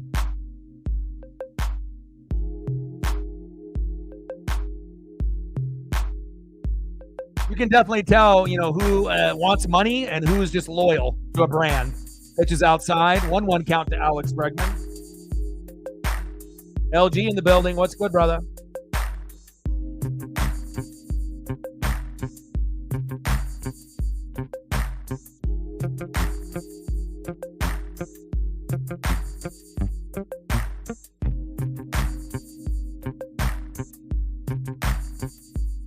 Top of the sixth, 3-2 Seattle, runner at first. Bryce Miller on the mound, 74 pitches in. 0-2 pitch, just inside for a ball to Bregman, 1-2 count.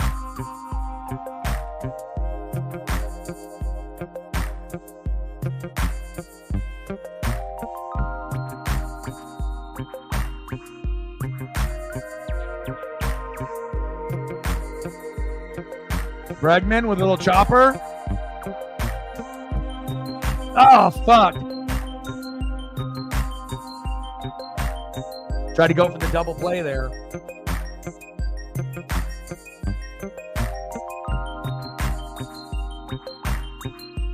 There's Alex Bregman after the play.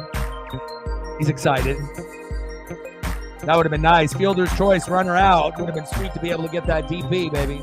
But couldn't get it. Next up, for the Astros, shortstop, Jeremy Pena. Love his game. Just like Kyle Tucker. You know, one day if the Seattle Mariners ever have a chance to grab a guy like Tucker or Pena, I would hope that they would.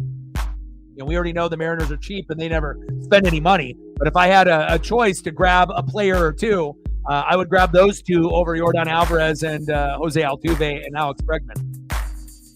Obviously, Yordan would be the third one that I would grab, but I think I would rather have Jeremy Pena for his all-around play, offense and defense, as well as Kyle Tucker. I think they give you more. Yordan Alvarez will give you big home runs, but he gives you a lot of strikeouts and not really that good of a defender compared to some others that are out there.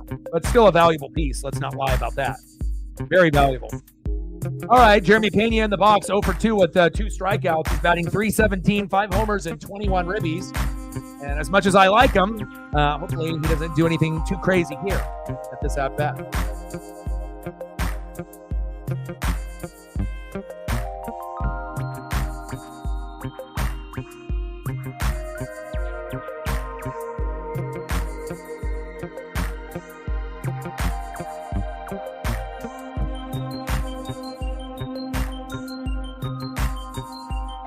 I got it. Pitch is outside. 2-2 count. Woo!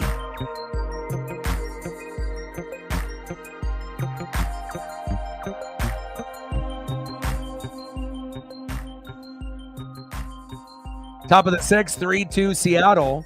Runner at second. 2-2 pitch. Jammed him. Foul.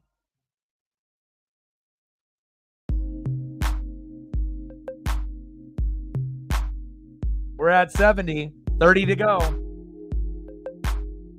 Stars going to pull away with that dub. LG is happy. Oh, shit, he almost hit him in the face. That one got a little away from him. That was not on purpose. Good thing Jeremy moved out of the way.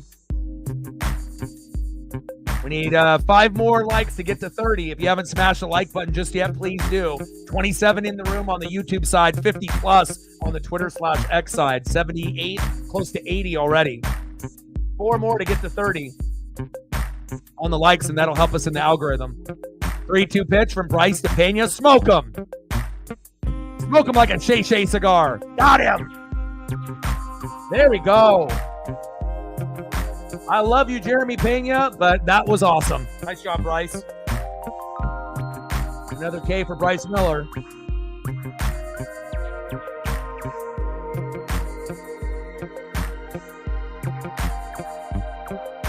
Nice job. Now a little mound visit with JP and Bryce.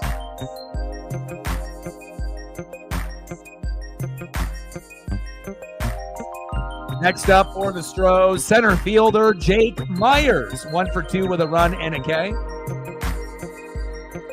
6 Ks for Bryce.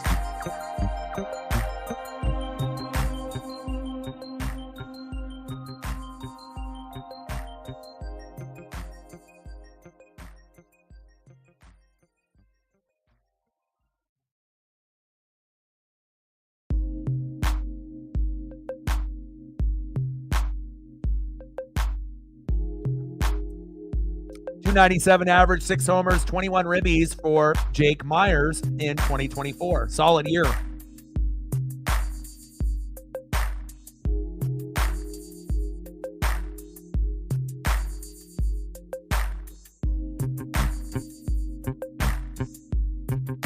Good for Dirty Dom. See where that storyline goes with Liv with the belt, how long she'll have it for, even if it's only a short period of time. And pay-per-view was good for King and Queen in the Ring. In Jeddah, Saudi Arabia, I was a little nervous that the crowd would be shitty after that France crowd from the previous month. Pay-per-view was one of the best I've ever seen, if not the best I've ever seen. And the Jeddah crowd, they paid attention. And they weren't as good as the France crowd, but they were a hell of a lot better than I anticipated. And I feel that that crowd on every pay-per-view moving forward, it has a lot of pressure to live up to. Because now we've seen what crowds are like internationally in 2024 under not Vince McMahon, but the Triple H era. And it's exciting. Camera angles are better. The storylines are better. Wrestling is better. It's a good time to be alive.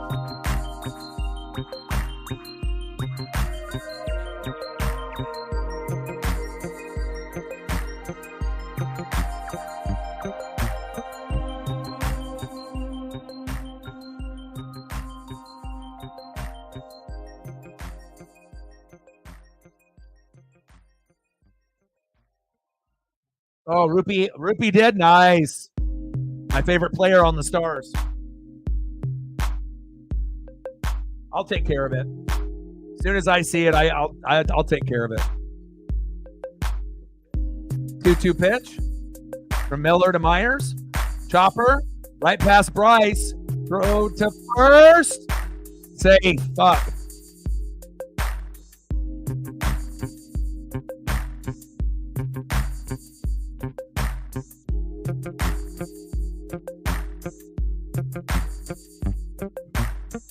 Funny when little kids and adults have nothing better to do, to be a nuisance. But that's how it goes. Jealousy is a motherfucker.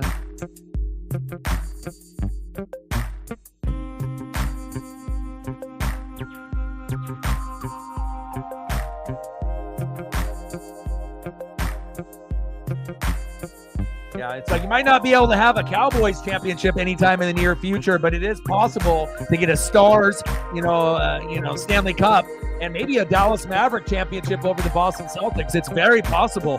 If Kyrie and Luka ball out, they're better, than Tatum and Brown and Porzingis. Like if you had a 2-on-2 tournament, who would you want? Luka and Kyrie in their prime playing well, or Brown and Tatum? It's not even close. I feel like Brown is better than Tatum in a lot of clutch situations. I don't know what it is about Tatum when the lights are on. Sometimes he chokes. I think he's still a good player, but he's not on the Luka level. And it's very clear. So we'll see. Boston could still end up winning the championship. And Tatum and Brown and Porzingis and company, they may have their moment. Because I don't think anyone anticipated the Mavericks beating up on the T-Wolves after they beat the Nuggets, right, with the Joker, but.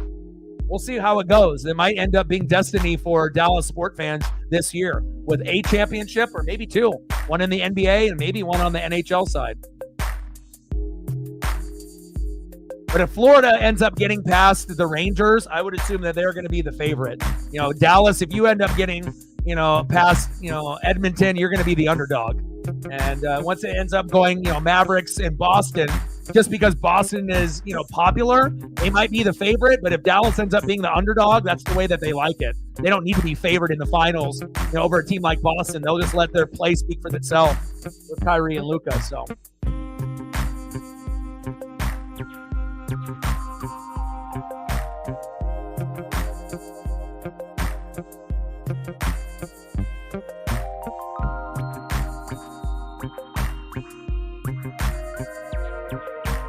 I can do this all day, brother.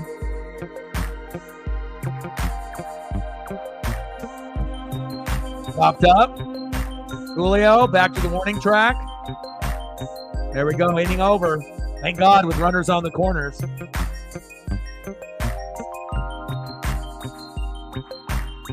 Oh, there's no timeouts. It just gets booted. Straight booted. Keep coming with them, brother. I got all day. Keep coming, bro. You got 100 of them? I got 100 button clicks for you.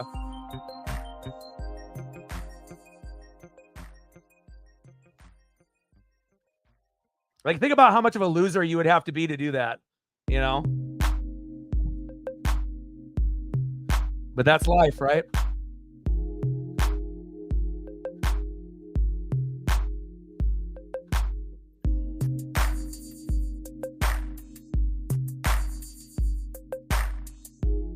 Next up for the Mariners, 0 for 1 with an RBI. Big dumper, Cal Raleigh. Batting second, 1 for 2 with an RBI. First baseman, Ty France. And batting third, 1 for 2 with an RBI, right fielder, Mitch Haniga. Go.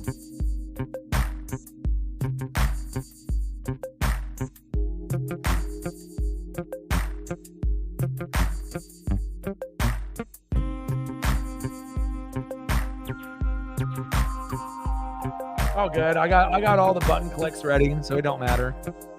I've had this happen in the past and whatnot, so it's all good. People love to hate on your boy, so people are jealous. But it's not like I started working on YouTube yesterday and I'm at this number. It's taken a long time to get to this point. So.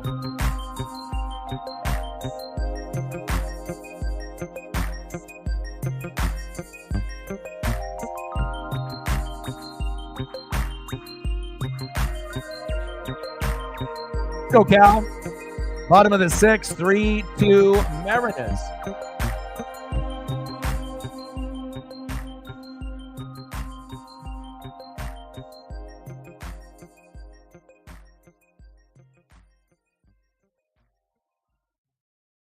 Let's go Cal. Pitch right down the middle from Framber Valdez to Cal Raleigh. 0-1 count.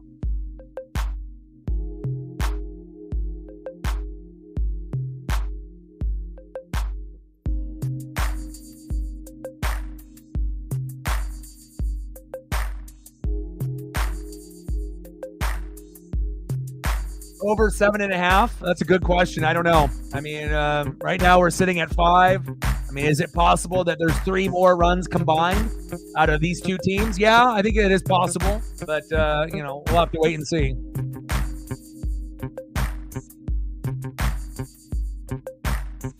Cal Raleigh, line drive to third, throw to first, 1 away.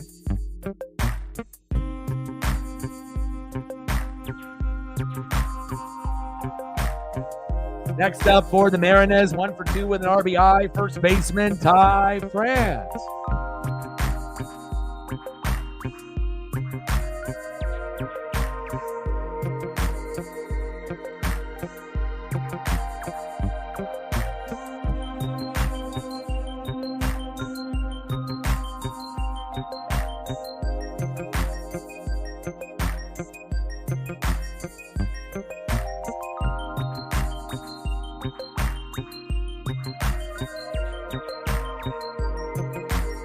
Yeah, I'm not sure if you're going to get 8 runs. We're at 5 right now. It's possible because, again, both of these teams rally. But, again, once starting pitching goes out, that'll be the telltale sign. If the pitching is good, then you're not going to hit the parlay. But if the pitching is bad, on both sides or on one side, then you're going to get the parlay. But, again, we don't really know, how that's going to play out yet since we're only in the 6th inning. So. Oh, good. Like I said, as we get more popular here on the channel and we get bigger and bigger, there's going to be times where shit like this, ends up happening. So.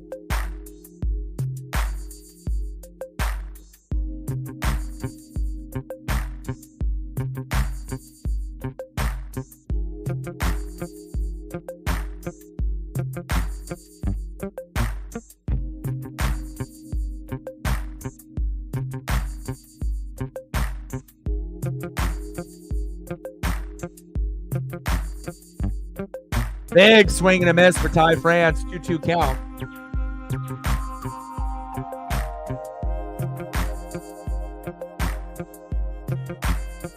Come on, Ty.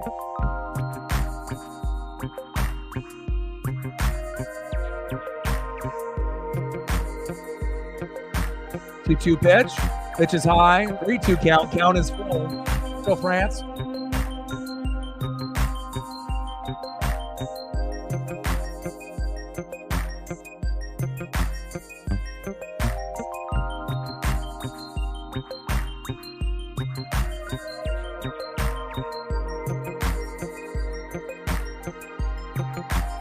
There we go. We'll take a little walk with Ty France, baby. Second walk for Valdez. I like that. Good sign. Next up, right fielder, Mitch Haniger. Haniger is due for a homer. I'm not saying that he's going to get one right now, but he's due for one in the next 4 games. He's overdue. Oh, Mitch. Yeah, this is the bottom of the 6th right now with 1 out. Bottom of the 6th, 3-2 Mariners. Runner at first with 1 away. Valdez is 82 pitches in, and this will be the last inning that Valdez will be pitching.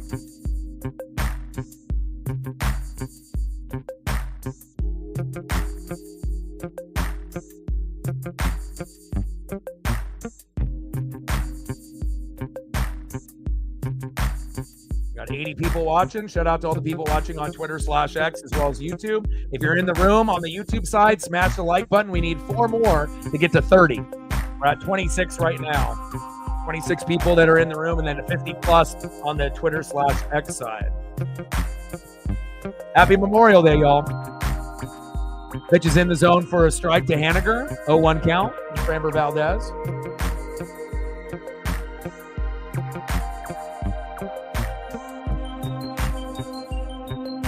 Framber with a 3-2 record and a 4.32 ERA. Haniger chops that one foul.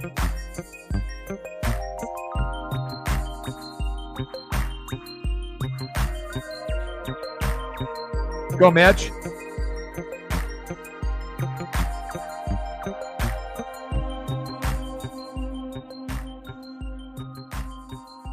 Go, baby. Trident's up. Let's go. Pitch is low and outside. 1-2 count. We need some insurance, baby. Come on, Mitch. We can't have both Mitches struggle. You know, it's like if we're going to have two Mitches in the lineup, we got to have at least one of them do something. And I think Haniger is the better Mitch out of the two. We just need him to get going here. But he is 1 for 2 today with an RBI, so it's not like he's striking out at every at-bat. You know, he's trying his best. He just needs to find that pitch, you know, right in the zone.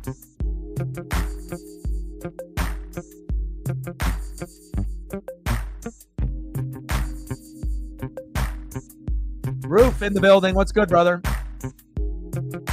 Bottom of the 6th, 3-2 Marinez. Runner at first, one away. 2-2 pitch from Valdez to Haniger.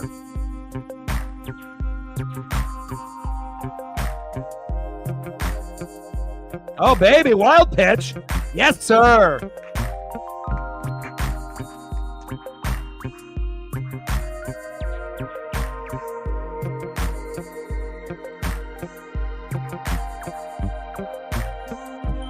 Next up for the Mariners, second baseman from the Tacoma Rainiers, Ryan Bliss.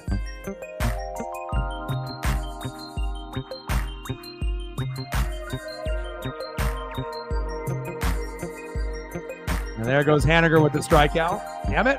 Come on, Mitch. Focus, bud. Let's go, Ryan. Let's get your first base knock in your MLB career. Let's go. Go back-to-back knocks with Bliss and Clase. Come on now. Let's go, Ryan.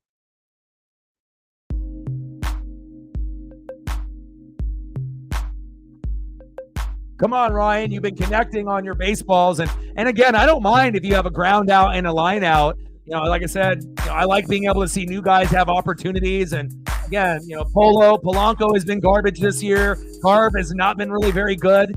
You know, again, those guys are like good 1 out of every 10 games, and we need better consistency than that. So Polanco on the IL will give Ryan Bliss an opportunity to get it done. But look at that. He's 5'6", 165. That's wild.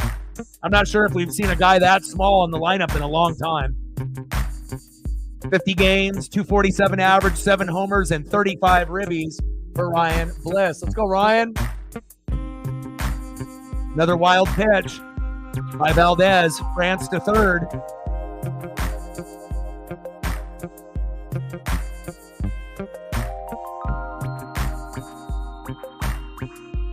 Come on, Ryan. And he could have had a hit in his first 2 at-bats. I mean, it didn't look bad. You know, for a guy that's 24, that's, you know, 5'6", you know, 165 pounds. I mean, he looks really itty-bitty in the box.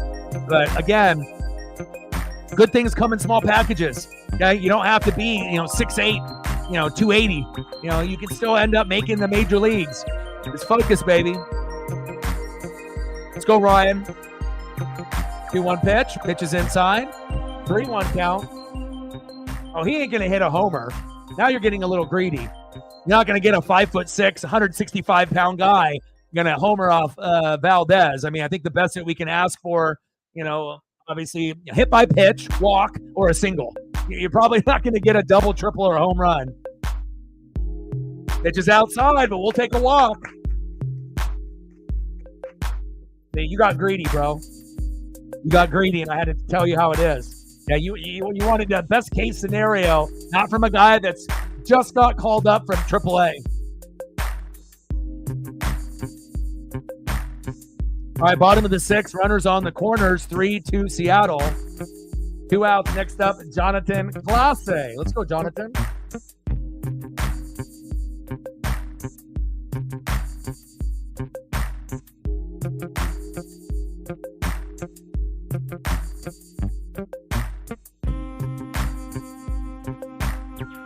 Preston in the building. What's good?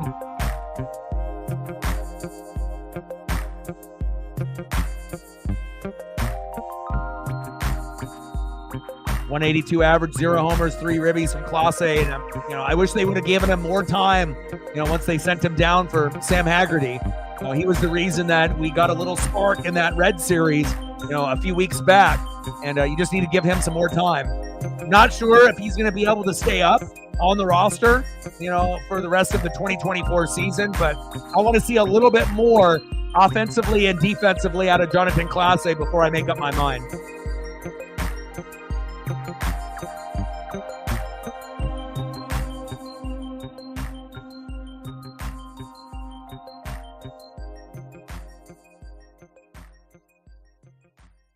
Force out by Clase. We leave 2 stranded. 3-2 Mariners. End of the 6th. Let's go to the top of the 7th. And once starting pitching goes out, this will be an opportunity to get some hits and home runs possibly for both teams. And hopefully the Mariners can get some insurance because I don't think we're going to win the game with just 3 runs. End of the 6th inning. 3-2 Mariners.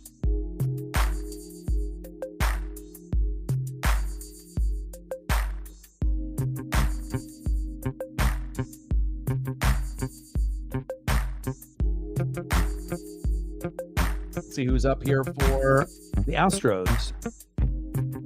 Oh, Thornton is coming in for Bryce. I don't know if that's good or bad. All right, here we go. Next up for the Astros, first baseman, 1 for 2 with an RBI and a K, Jose Abreu. Batting second in the 9-hole, catcher Victor Caratini. And back at the top of the order, baseball's most hated second baseman, Jose Altuve.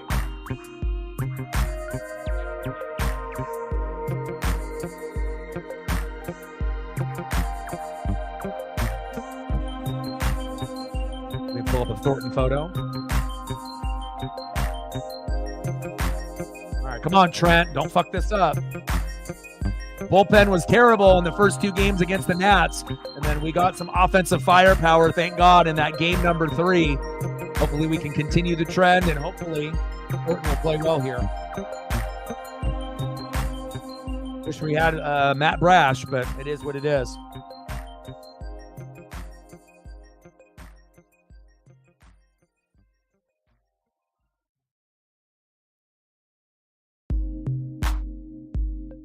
Let them know. We're a few likes away from 30, so if you haven't smashed the like button just yet, please do. We got 82 people watching. And like I said, I know for some people, they think that, smashing the like button doesn't fucking matter to anybody, but it really does. It helps you get into the algorithm, and then once you get into the algorithm, you'll be recommended to more people on YouTube based on how many likes that you have and the interactions that you're having throughout the stream. We need 2 more people to smash the like button, and we'll be at 30. There we go. We just got 2 people to do it. We're at 30. We got 30 people watching on YouTube, and we got 54 on Twitter/X. Shout out to all of y'all on this happy Memorial Day 2024. Let's try to get to 35 likes, baby. Come on, Thornton. Don't fuck this up, baby. Go, Trent. Pitch is outside, 2-0 count. And again, once you have a guy coming in from the pen, things can go sideways really quick. All it takes is a couple walks or a hit by a pitch, and then all of a sudden you look up, and that 3-2 lead might be 5-4 or 5-3 Astros. So again, I'm really concerned. I feel like starting pitching with Castillo, Miller, and Kirby, I can't trust. I trust Logan Gilbert. I really trust Brian Wu.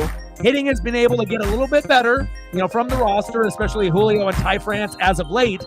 But again, things go sideways really quick for the Mariners in the bullpen. It's either going to be really good or really bad.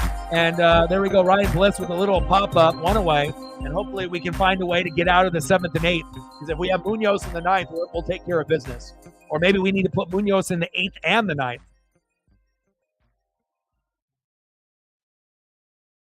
Yeah, I got you, Megan. And if anything that you want, reflect, I got you as well, photo-wise.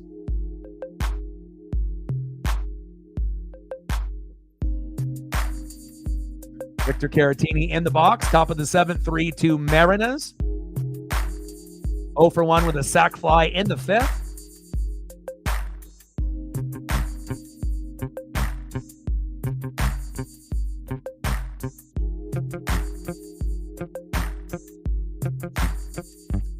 Pitch is outside. 1-1 count. And I don't really like Trent Thornton. I'll be honest. There's a lot of guys like, Taylor Saucedo is a liability. I feel Trent Thornton is a liability. I think a lot of these guys, they pitch too wide. Like it's always wide right or wide left. They can't really hit the strike zone very well. And here you go. It's like they go wide right, wide left, right? And if the hitters have discipline, they won't swing at that garbage. And then eventually you have to work your way back inside. And that's when the hitters are going to do their damage against guys like Sauce and against, Trent Thornton. And that's why I feel that I don't really like these guys. And I get it, Brash, he'll have his moments as well, but it shows you when you have Brash, you have Munoz, and when we had Seawald, it really did make a huge difference because when you have to throw in some of these others, I can't really trust you. And trust is earned, by consistent play. And I just don't trust a lot of these guys. And he almost hit Altuve in the face. Yeah, let's not cheer about a guy almost getting hit in the face. Let's be a little bit more classy, Mariner fans. I don't like Altuve, just like everyone at the game, and he's probably the most hated player in baseball with all the cheating, but no one deserves to get hit in the face. Let's not cheer for that. That's Bush League. Career average 307, 218 home runs, 767 ribbies, 2,112 hits. I wonder how many of those have been based off cheating, though. How many buzzers, right? How many garbage can hits? Altuve, little flip, double play. See you later, Altuve. Hit the showers. There we go. Go to the bottom of the seventh, 3-2 Mariners.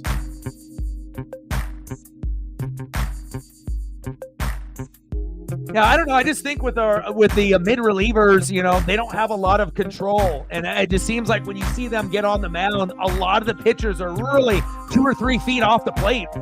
And I get it. You're in the bullpen maybe for a half inning warming up.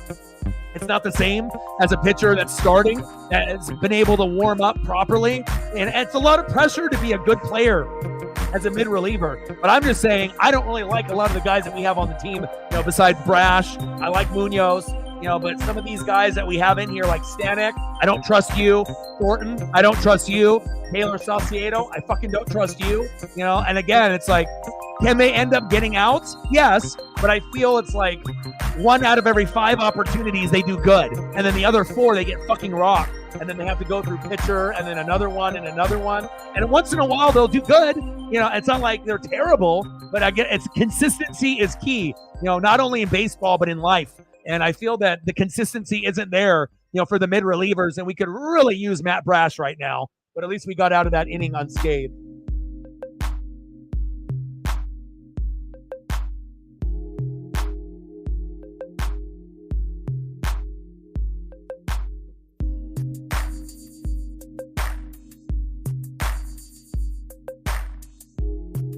Squeeze in a few photos here for Megan. Reflect if there's anything that you want to see photo-wise, let me know. I got you.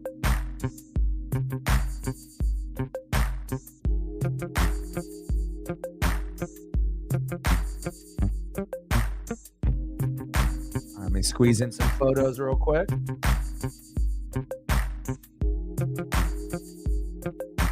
Going from Hack to Dan Bilisma. Let's go, baby. Let's go Kraken.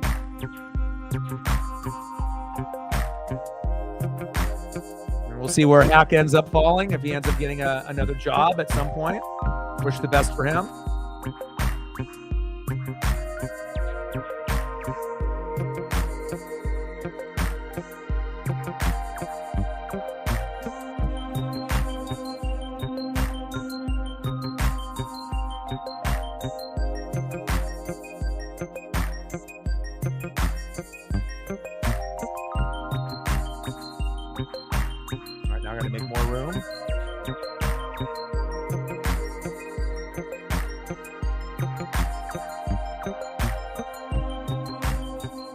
Always got to work fast when you produce a show all on your own. It's not easy.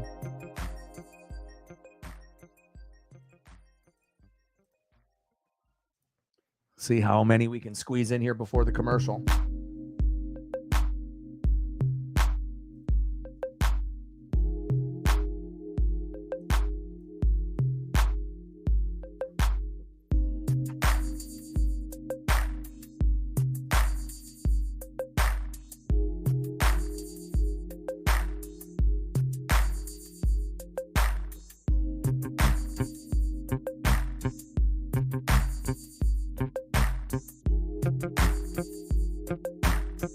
think I can squeeze in one more. There we go.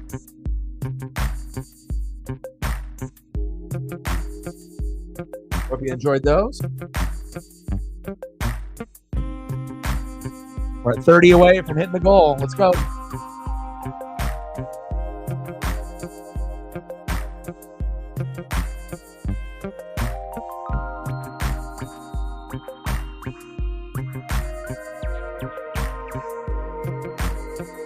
Well, obviously, I think if the Kraken would have made the playoffs this year, even if we would have lost, in the first round, that probably would have saved the job, at that point. But, sometimes the front office, they'll pull the trigger sometimes too soon. Sometimes it's at the right time. We already knew Pete was going to be, on the way out at some point or another, but a lot of Seahawks fans weren't really ready for the full change. Some were ready, for him to go, and others weren't. But again, they got Mike McDonald, and obviously coming from the Baltimore Ravens, I think it's a good fit. And then we'll have to wait and see with the Kraken on what we end up doing with Dan Bylsma, former Pittsburgh Penguin head coach, the Coachella Valley Firebirds coach last year. And we went, coaching from within. It was a within hire, and we'll see if he ends up bringing another type of energy, to the Kraken. So, I hate to see Hack and Pete go, but I'm definitely excited for McDonald and Bylsma to see what they can bring for Pacific Northwest sports, moving forward. Pete had plenty of time to prove himself and whatnot, right? But with Hack, only a couple years, it seemed a little early. I would have personally liked to have Hack go at least one more year, and then if we didn't make the playoffs, then go Bylsma. But again, they went 1 year early, and sometimes that's how it goes, right? There goes JP, one away. Sometimes it's like teams make the playoffs a year early or 2 years early, and sometimes coaches, they get the job, a year or two early, or they end up getting let go maybe a year or two early, but again, it's not our decision. We're not in the front office, right? But at least for the Kraken, they made the deal with the local channels as well as Prime. So we're going to have a better opportunity to watch them to get away from Root Sports, which is ideal. So there'll be more access to Kraken games, and hopefully they put on a good product. And we still need a superstar on the team as well. I feel that we don't have enough consistency. We have good players, but we don't have like a Connor McDavid. We don't have like that upper echelon, like top 5 player in the NHL. And then I feel at one point or another, once we get that, a top 5 or top 10 overall player, then everyone else will feed off of that. And then Bjorky will be better. McCann will be better. Maybe we'll get better play in net. Hell, maybe we'll get a new goalie in a year or two. Like it'll be interesting to see how the Kraken play out moving forward. 2-0 pitch to Demo Dylan Moore. Big swing and a miss from Montero. 2-1 count. Let's go, Demo. All right, no problem. I appreciate all your support. Get better. Drink some coffee. And I appreciate your support. I'll talk to you tomorrow. Thank you so much.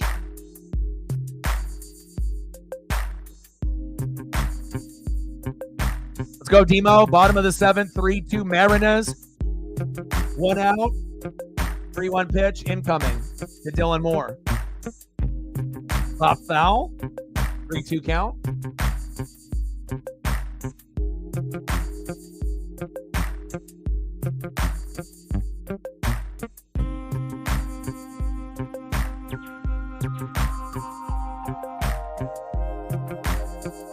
Yeah, I agree, Megan.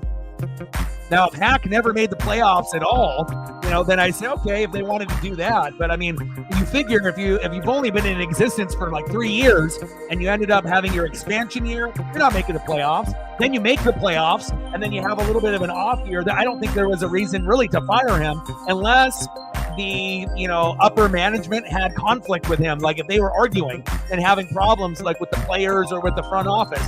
And if that's the case, then you're going to get fired, because sometimes if you're a little too outspoken and you don't fall in line, sometimes even though you did get them to the playoffs in year number 2 and that deserved to keep your job for another year or two, right, in most cases, then and there might have been some type of conversations that the upper management didn't like and they wanted to go another direction, because based on what he did performance-wise, There was no reason for him to get fired this year. Next year, maybe, but this year, no. But it is what it is. Like Megan said, there's nothing we can do. We just got to pray that we draft well, bring in some good free agents, get better goalie play, and just have better overall consistency with our players.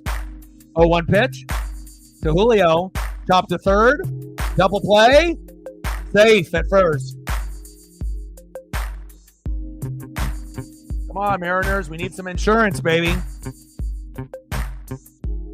Fielder's choice, runner out. Rodriguez grounded into the fielder's choice to third. Moore out at second. Julio safe at first. Need a little bit more on that exit velo. Next up for the Mariners, DHing for Seattle. 0 for 2 with a run and a base on ball. Mitch Garver. Why aren't we substituting for Luke Raley or Josh Rojas? Garver can't do it. Damn it. I mean, we're already late in the game. Make the switch. Like, what do you expect? I mean, unless Garver goes crazy and ends up hitting a home run, which could definitely happen. But it's like when you got a player that's only good 1 out of every 10 games, like you get kind of frustrated waiting for that moment to come. He's batting 171. 5 homers is decent. 14 ribbies is okay for a DH. But, you know, I would rather have Vogelback or Mike Ford or Carlos Santana than Mitch Garver. Hell, you know, Tom Murphy. I mean, we go back with all the guys that we had. But again, if you got guys like Luke Raley and Josh Rojas that are good players and they're not playing, put them fucking in the game. Which we may see some of these guys, you know, in the 8th or the 9th, but at that point, it might be too late. Give them an extra at-bat.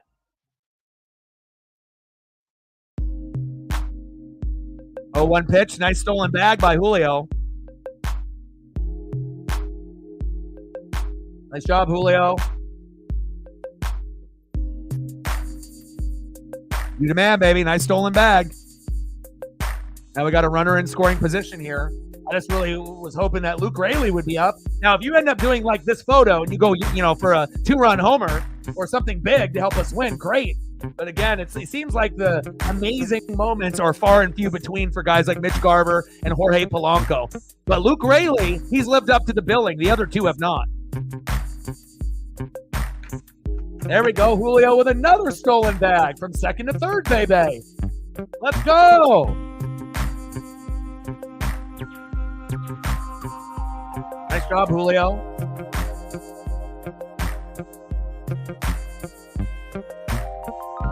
Come on, Mariners. Pitch is outside. Now, it's crazy to say, but I would rather Mitch Garver get hit by a pitch or get walked. Because I just, you know, if he ends up hitting the baseball, it's going to be a ground out or a pop-up most of the time. Not every time, but most. So if you want to be an asset to the Mariners, get hit by a pitch but don't get injured, or take a fucking walk. Get on base. That's kind of sad that, you know, some of the players are like that, where it's like you have to hope that they get hit by a pitch, but they don't get hurt, like Ty France gets hit all the time. Or they're just patient in the box and they don't swing and they get a walk.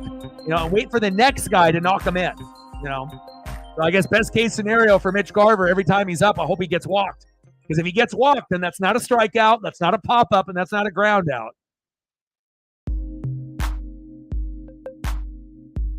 See if I can talk it into existence. Come on, baby. 3-2 pitch. Get the walk. And that's one thing I will say about Mitch Garver. There's a lot of things I don't like about him, but one thing I do like about him, he's got good eyes on the baseball. He doesn't swing at garbage like Julio. Nice walk. There we go. Thank you, sports gods. Here we go. We got a pitching change. Next up, big dumper, catcher Cal Raleigh. He's 0 for 2 with an RBI, but he is the most clutch hitter late in games for the Seattle Mariners. He can have one swing and put us up 6-2, and we can win the game. Let's go, Cal. Love me some Cal Raleigh.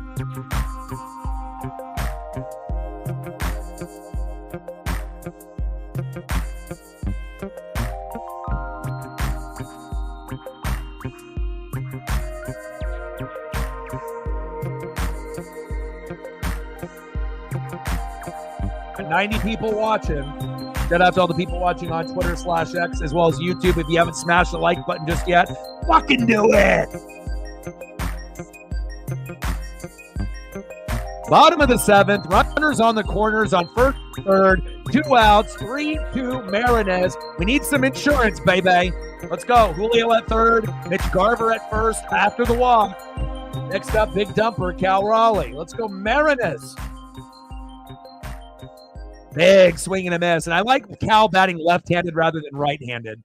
Right-handed, he can still go yard, but left-handed is where a lot of the memories come from. Come on, baby. We love you, Cal. You're my dude. Might be my favorite player on the team overall besides Julio. No lie. Those are my 2 favorite. Sometimes Cal even takes over Julio for my favorite as like number 1. That's how much I love me some Cal Raleigh. He's got leadership. He's a switch hitter, right? His defense has gotten much, much better within the last year and a half. He gives you everything that you want out of a Major League Baseball catcher, and things have changed for the Mariners when we ended up bringing in George Kirby, Julio Rodriguez, and Cal Raleigh, the 3 amigos, the 3 musketeers in 2022. That's a great backbone to start a team, to build around a team like the Seattle Mariners with those 3. 0-2 pitch to Cal. Come on, Cal. Chop foul. 0-2 count. Come on, baby.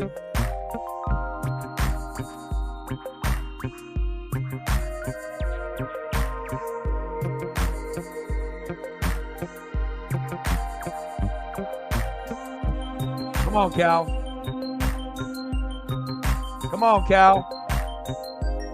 Pitches outside. Check swing. Did he go? No, he didn't. 1-2 count.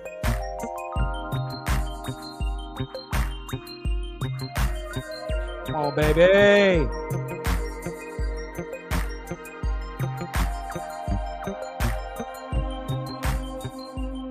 I need this moment right here. 1-2 pitch. Pitches outside and low. Good eye, Cal. 2-2 count.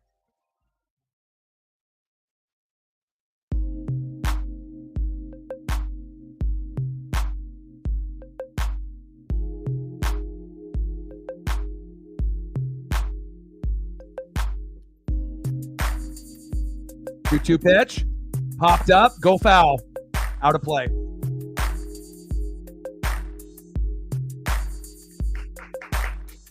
Go, baby.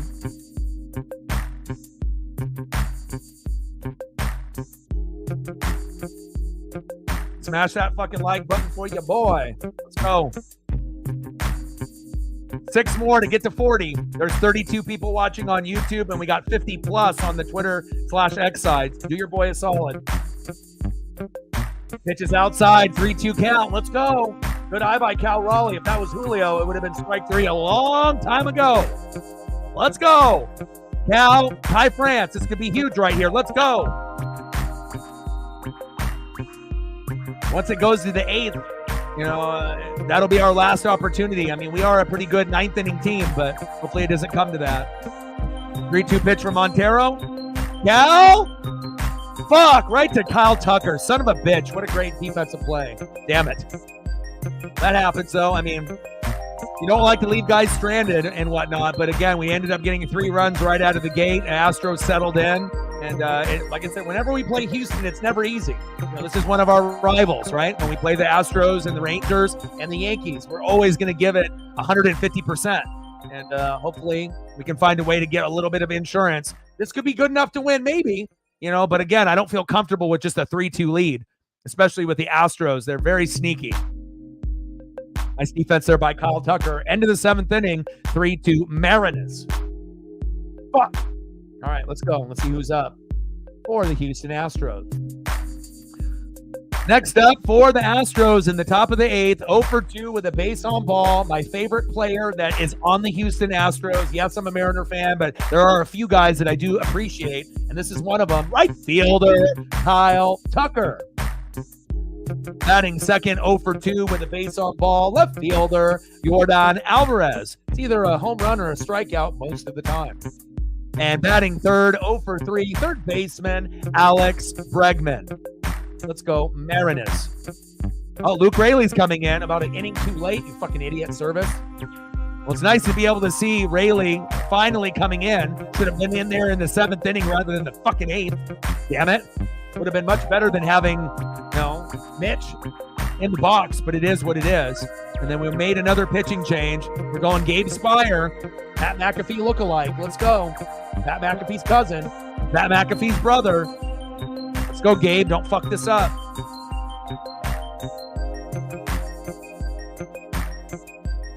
Come on, Gabe. Pat McAfee lookalike. Let's go. I mean, if there ever comes a day where the Mariners actually spend money, I would love for them to spend money on a guy like this or a guy like this. Jeremy Pena, Kyle Tucker. I have no interest in the cheater. Jordan would be too expensive. And Bregman likes to try to injure our players as well, so fuck him. Fuck him and fuck Altuve. But, Jordan Alvarez is a beast. He would cost too much money. But Tucker and Pena, they would be expensive, but I would love to have them on the roster down the road if that ever became a possibility. But if you're smart, you wouldn't get rid of guys like that if you're Houston, because that's the backbone of your team. Big swing and a miss for Kyle Tucker. And the reason I like Tucker and Pena over Bregman, Alvarez, and Altuve is because they're great two-way players. They play good offense, they play good defense, and I feel that those players aren't really in the controversy of the cheating as much as some of the others, like Bregman and Altuve. 277 average, 18 homers, 39 ribbies for Kyle Tucker. He might end up leading Major League Baseball in homers when it's said and done, or being definitely in the top 5. Solid fucking player. Offensively and defensively, like Jeremy Pena. Both guys are going to hit close to average, and they're going to be able to go yard. Obviously, if you're Kyle Tucker, and then Pena isn't going to go yard as much, but he'll get you a lot of clutch RBIs and singles and doubles, and I appreciate that.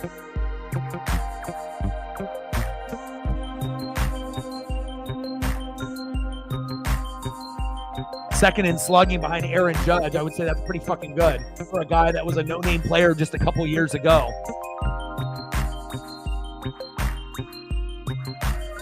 Come on, Mariners. Strike his ass out. Come on, Gabe. There we go. Nice job, Gabe. Pat McAfee's cousin does it again, baby. Nice job. One away.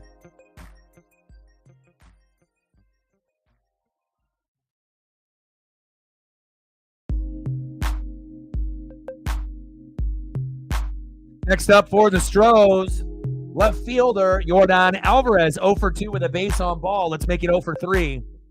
Alvarez has got the ability to go yard and tie this game up, no question. But I like Gabe in this situation rather than Trent Thornton or Taylor Saucedo or any of these other guys that I don't trust. Now, can Gabe fuck up? Yeah, of course he can. But I think I trust him a little bit more than some of the others.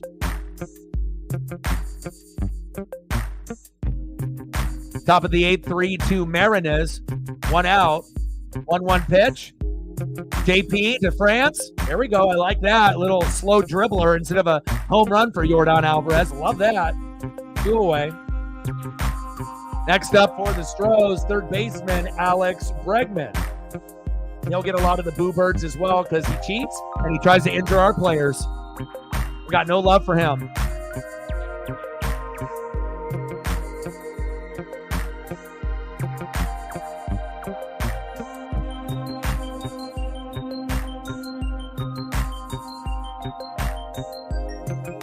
Get that, baby. Out of play.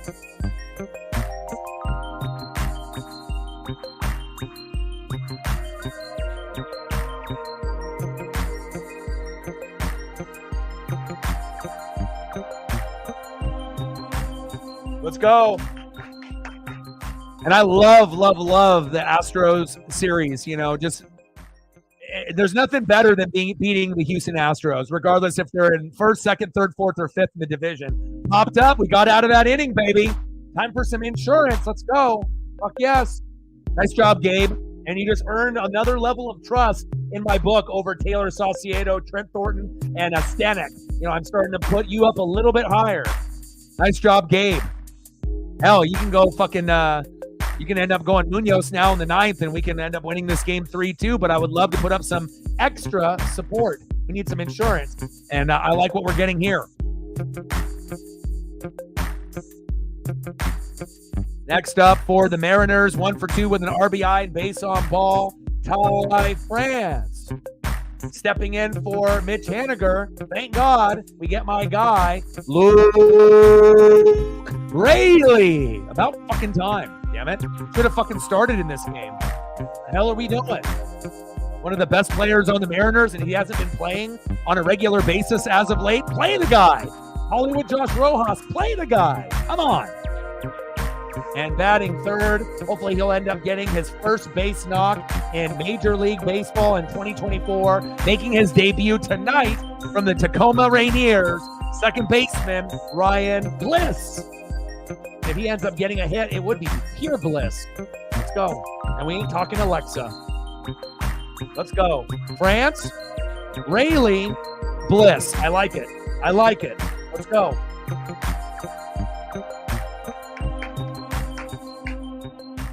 Is that good?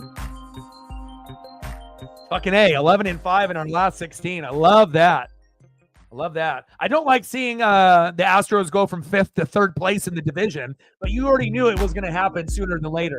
Eventually, the pitching would catch up to the hitting, or vice versa, you know, and obviously the pitching was absolutely terrible for them at the beginning of the year, and they started to get a little bit better, you know, with that aspect, and that's how they've been able to pass the Angels and the Athletics, but again, definitely still beatable.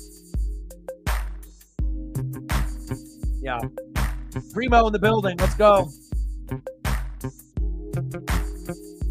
Yeah. And again, yeah, that's another thing. You know, highly unlikely that the Astros would trade or, you know, give a weapon like Kyle Tucker or Jeremy Pena to the Mariners. I don't think that would probably happen, but a guy can dream. 1 for 2 with a single walk and an RBI. Let's go, Ty. Ty, dribbler towards third. Throw to first. 1 away. Fuck.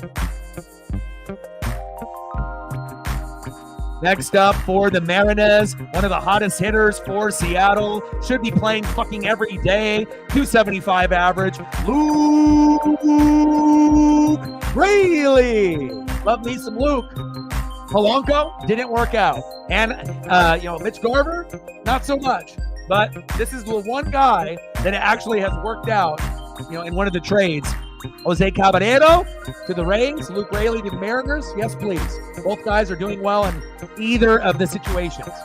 275 average, 4 homers, 12 ribbies. Let's go, Luke. And he hit him. Let's go. See? You put Luke in, and he's already a factor, baby. All right, here we go, Ryan. Perfect opportunity for you to get a single and not hit into a double play. Don't even think about it. No DP. Second baseman. 0 for 3. Let's make it 1 for 4. Ryan Bliss. Oh, they switched him out. Damn it. Dominic Canzone. I was going to say, give Bliss one more chance, but I don't mind them putting in Dirty Dom. Here we go. Here we go. Dom can get an RBI. Damn, I wish they would Bliss one more chance, but I understand why. Come on, Dom.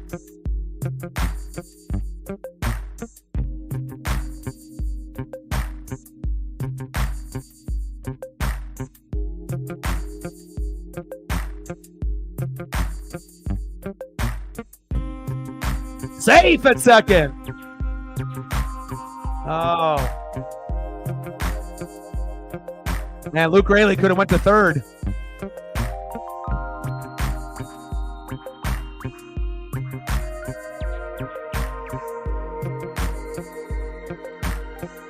Bottom of the 8th, 3-2 Mariners. Come on, Dom.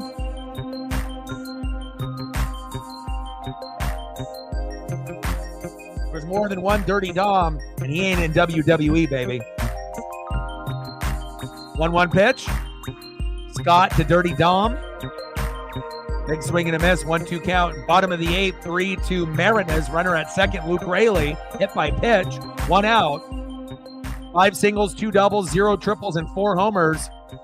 216 average, OBP of 281, slugging 490. Chopper towards third. Fuck, right in front of Luke Rayleigh, too. 2 away. Should have had Bliss at that at-bat. If we were just going to get a hit like that, I would have liked to see Bliss to be able to come up and be a hero there.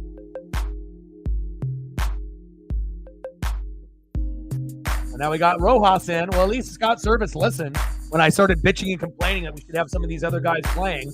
He got the message, but just an inning late. All right.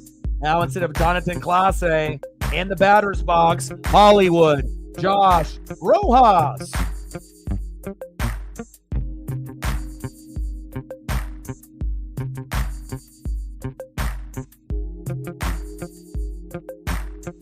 Come on, Josh. You got really, really hot, and then you kind of slowed down a little bit. Come on, baby.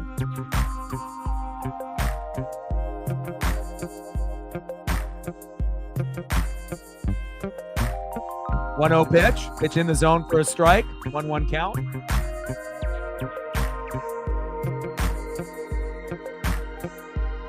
Go Hollywood.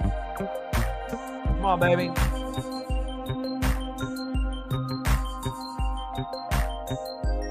Rojas. Easy play to first base. And we leave the runner stranded. Nothing in the 8th inning. 3-2. And we got Munoz coming up. Let's end this game. Let's go. I was really hoping for some support there, but again, sometimes these, the substitutions need to happen an inning earlier, so that way they get 2 at-bats possibly, but they get at least that one, earlier on. But it is what it is. We might still end up winning this game 3-2.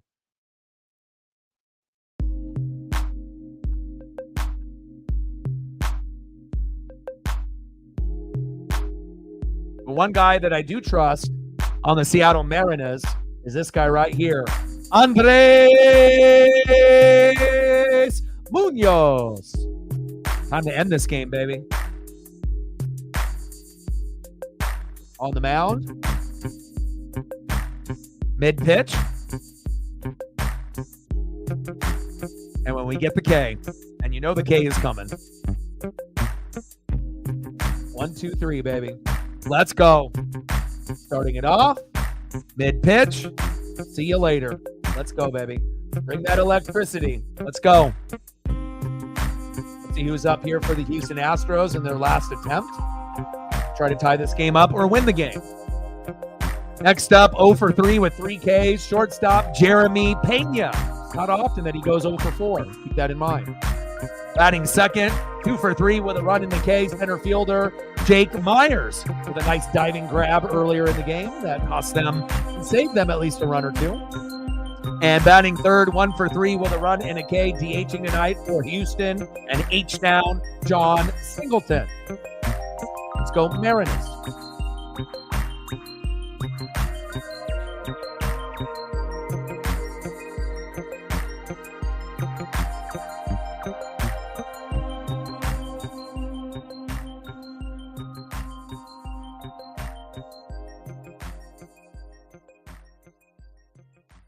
You might be the only person on planet Earth that doesn't know streaming links, Kennedy. So if you know what streaming links are, you can look them up on Google and you can find the game. It doesn't cost you anything. You just have to know where to go.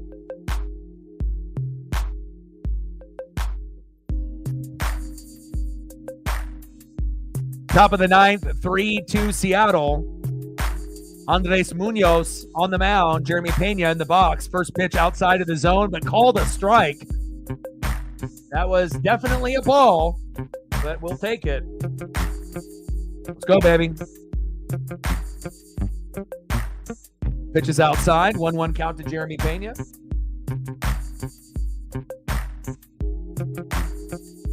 We're at 70, 30 to go.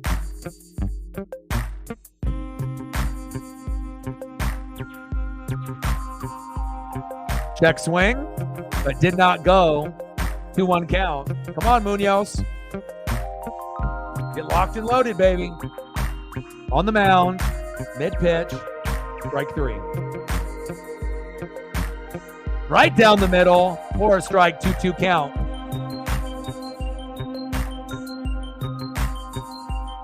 Electricity in the lineup, baby.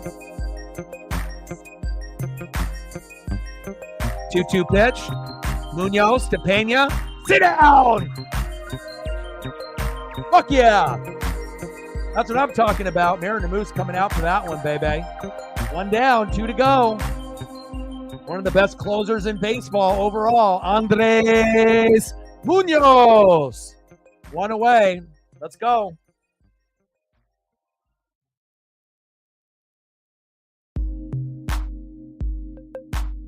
Next up for the Astros, center fielder Jake Myers. First pitch for a strike. 0-1 count. 2 for 3 with 2 singles and a run for Myers. So definitely nothing that Munoz can't handle. He's a G. Big swing and a miss. 0-2 count, baby.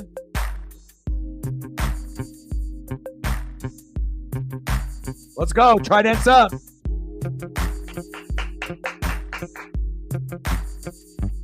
Let's go, baby. Smoke his ass. Like a cigar from Shay Shay. Let's go. Smoke him. It's like one of the only guys that I don't even mind just going right down the middle and challenging the hitter. A lot of times if you challenge the hitter, it's either going to be a strikeout or a home run. But again, I'll take my chances with Andres Munoz. Will he give up home runs once in a while? Yes. But more chances than not, he's going to get the punch-outs.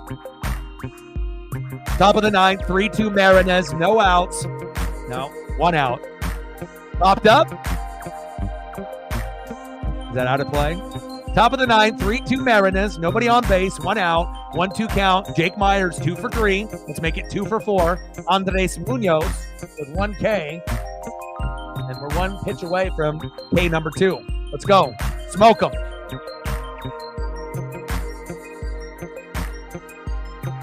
Come on, baby. 1-2 pitch. Myers. Canzone's there. 2 away. Nice job, Dirty Dom. I love him on the defensively in right field. He can cover ground. He can make diving grabs. Let's get this game over with, baby. Last at-bat potentially for the Houston Astros. DHing for Houston. 1 for 3 with a single and a fifth in the run. Don Singleton. Nothing that Munoz can't handle, baby. Strike 1, baby. Outside of the zone, but called a strike. Bing bong. Bing bong. Let's go. Electricity on the mound, baby. Filthy.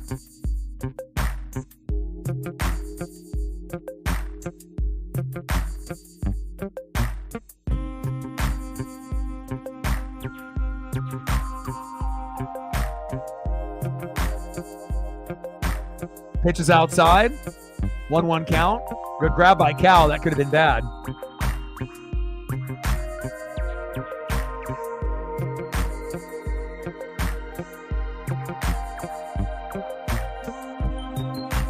One pitch. Pitches outside. 2-1 count.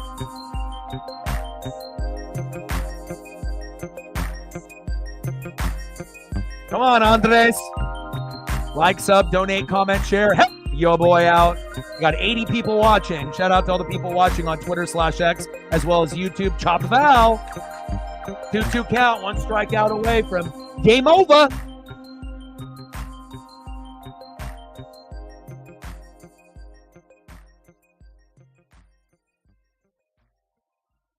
Let's go, Mooney. Let's go, Mooney. 2-2 pitch. Got it.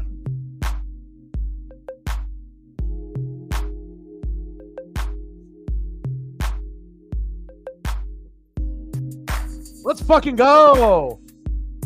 Andres Munoz retiring the side. Final score, Mariners 3, Astros 2. Mariners win. Mariners win. Mariners win. And when we win, we dance, baby. Let's go. Fuck yeah.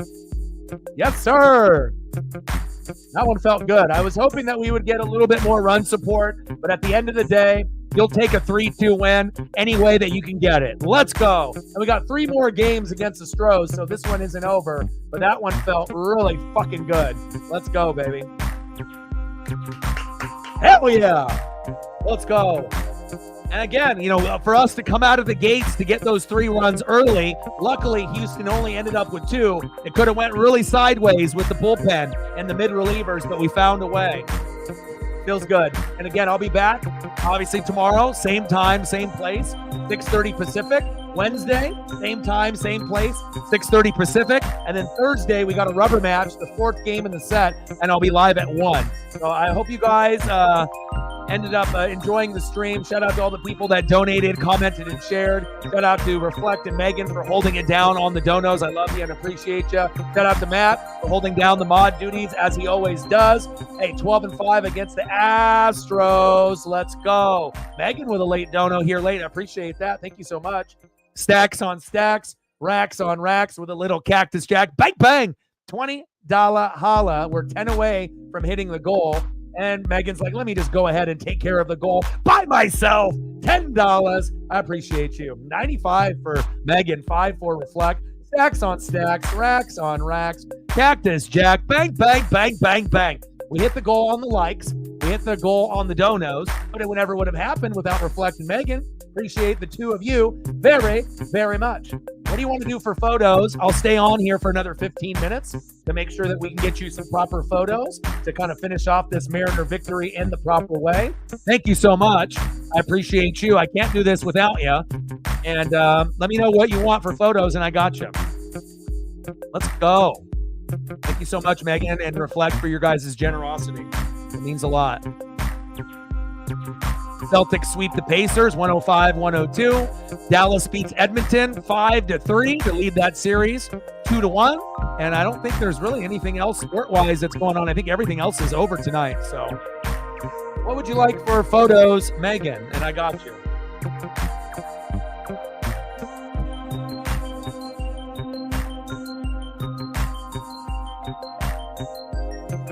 Oh yeah, all my Mariner buddies are like, yeah, baby, let's go. Thank God we got one of the best closers in baseball, and Andres Munoz. Oh, yeah.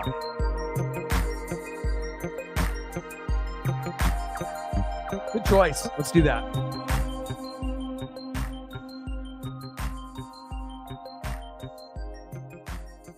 We'll start off with the Detlef, and then we'll go from there.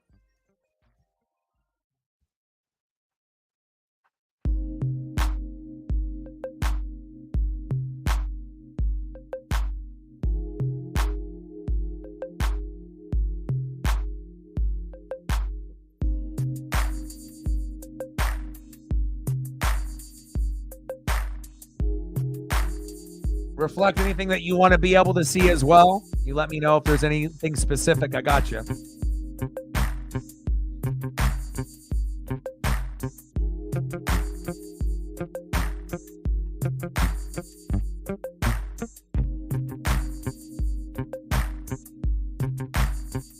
Every time I see this other photo of Detlef, bring back the Sonics, please. They're too good not to be in the NBA. And obviously Vegas and Seattle are going to be two teams that they're, two areas that they're going to be looking at to expand, from 30 teams in the NBA to 32. And if I was going to do it, that's where I would do it. I would do it in Vegas and Seattle. Seattle being the number 1 choice, Vegas number 2. And hopefully one day we will see the Sonics emerge again. And we'll get some Bill Walton up here too. I did at the beginning of the broadcast. I did a Bill Walton little tribute. So sad that he ended up passing away. Cancer. He was a character, but again, with no Maurice Lucas, no Bill Walton, Johnny Davis, Lionel Hollins, Jeff Petrie, it might have been before my time, before I was born, but again, without, these guys, specifically Bill Walton and Maurice Lucas, there is no championship in Portland, and we're probably never going to have another one in my lifetime. This is probably the only one that I'm ever going to see. I got a better chance of the Mariners winning their first World Series and the Ducks winning a natty before the Blazers win an NBA title. And that's not me being a hater. It's just realistic. Shout out to my boy, Bill. Rest easy, my guy. Cancer is a biatch.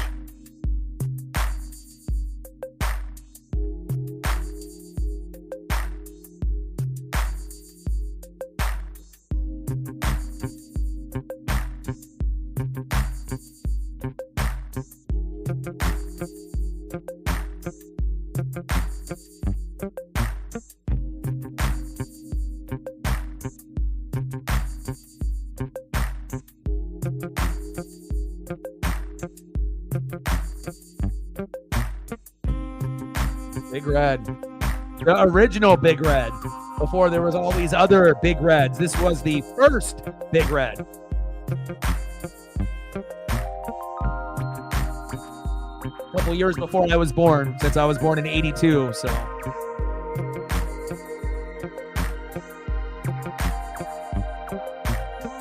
Yeah, my dad has met him a couple times at the Oregon Country Fair and whatnot, so has pictures with him and whatnot, so. Always a very nice guy, plus my dad was a hippie too, so. You know, you're a hippie, you go to the country fair, you'll probably run into Bill Walton. Rest in peace, my guy. And I still got to throw up a non-Blazer Bill Walton because he did get a title with the Portland Trail Blazers, but he also ended up getting a title with the Boston Celtics, with Larry Bird and with Robert Parrish, Kevin McHale, Dennis Johnson, and Danny Ainge back then when he was the 6th or 7th man. There he is. What a great destination for him to go to after Portland, huh?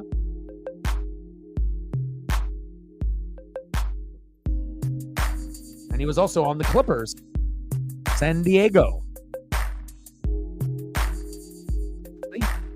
San Diego native.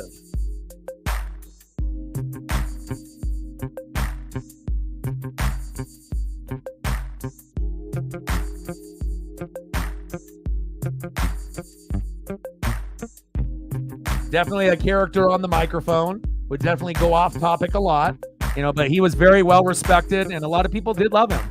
If you actually look at the response of Bill passing away, it's all been positive. It really hasn't been anything negative. A true one of one. Bill Walton. Rest in peace, my guy.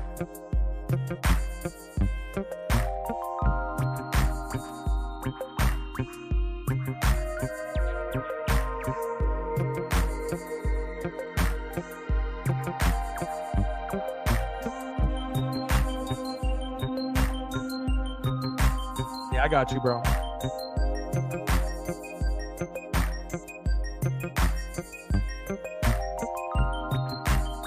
Matt's like, what about me? I need some.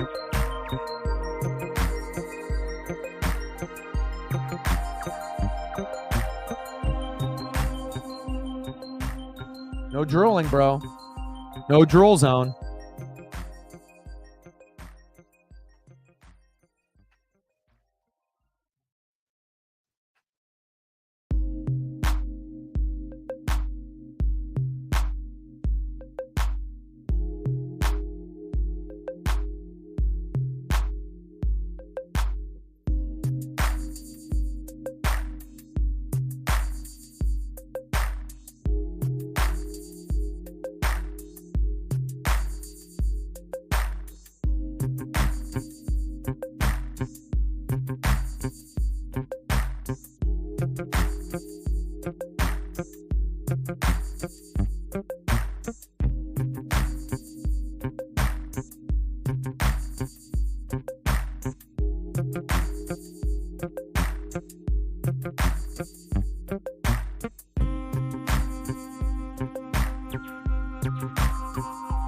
Yeah, I love the hair.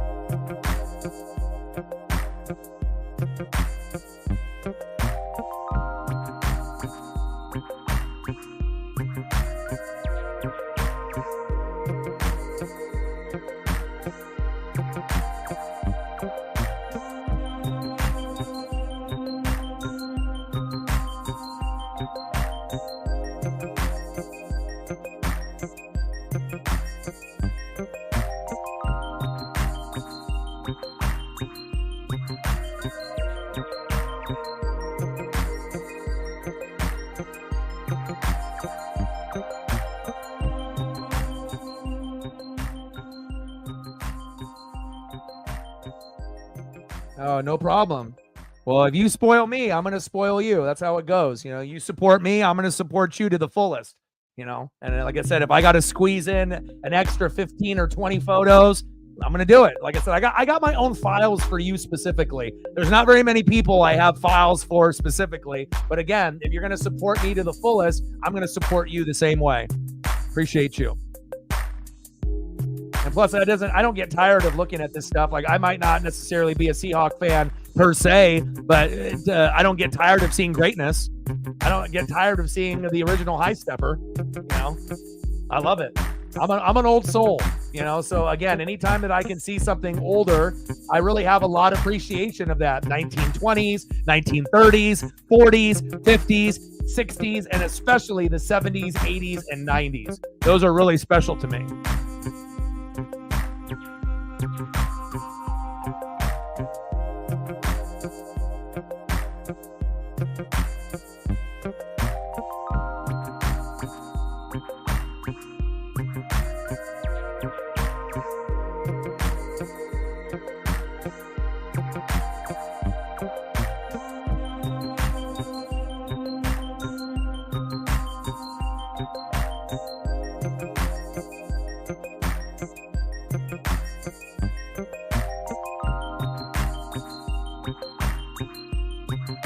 Blast from the past. It's like watching an old cartoon or an old show or an old game on YouTube. It brings back the feels. You can remember, sometimes, that particular era and whatnot. There's a, one channel on YouTube that like remakes like a bunch of like the distorted footage, and they even have like the old school commercials while you watch the game. That's a blast from the past, man. I love watching old 70s, 80s, and 90s commercials to be able to see what advertisements were out and how much things used to cost and look like back, 20, 30, 40 years ago. Facts.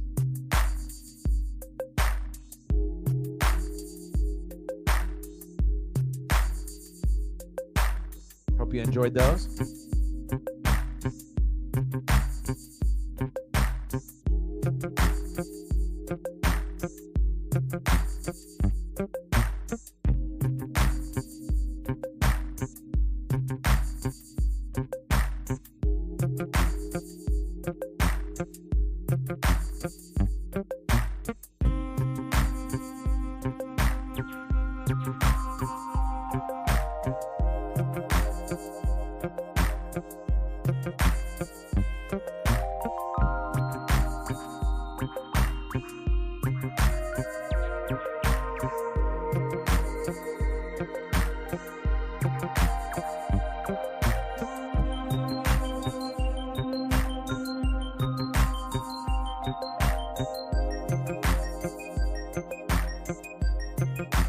Damn, that jersey looks good.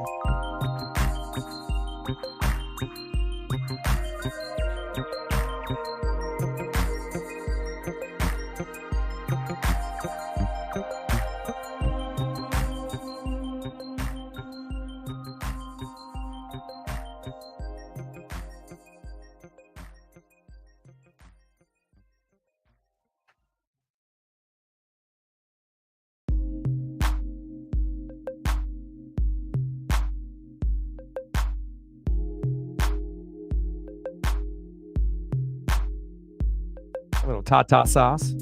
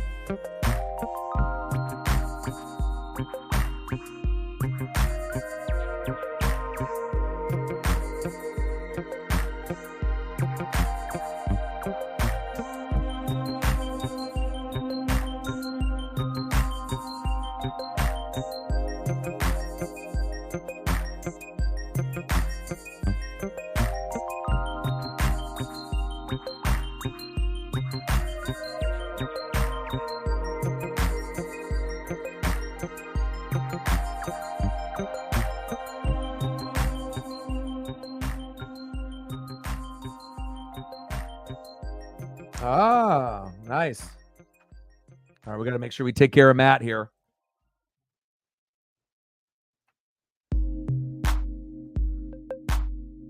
I got to double deuce it for two of his favorite things, the Oregon Ducks and Tay-Tay.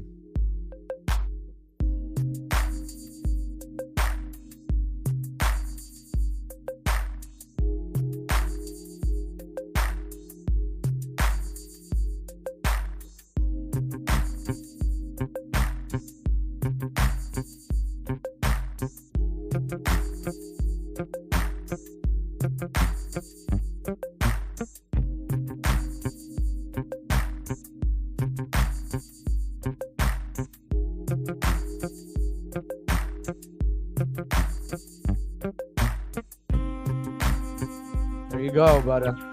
Got you.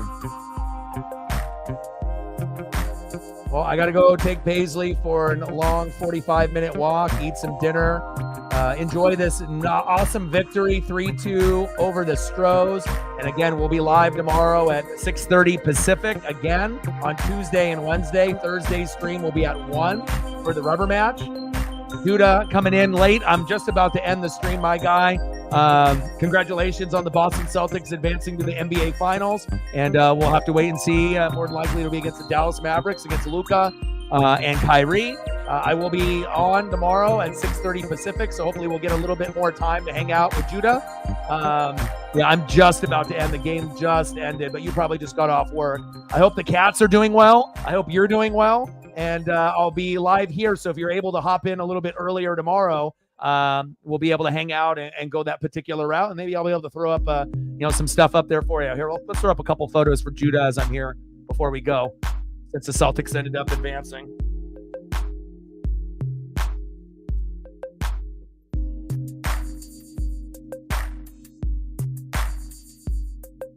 See if I can find one from tonight.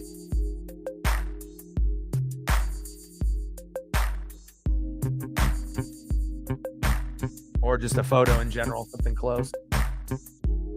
Might not be from tonight, but just like a good matchup photo. Here we go.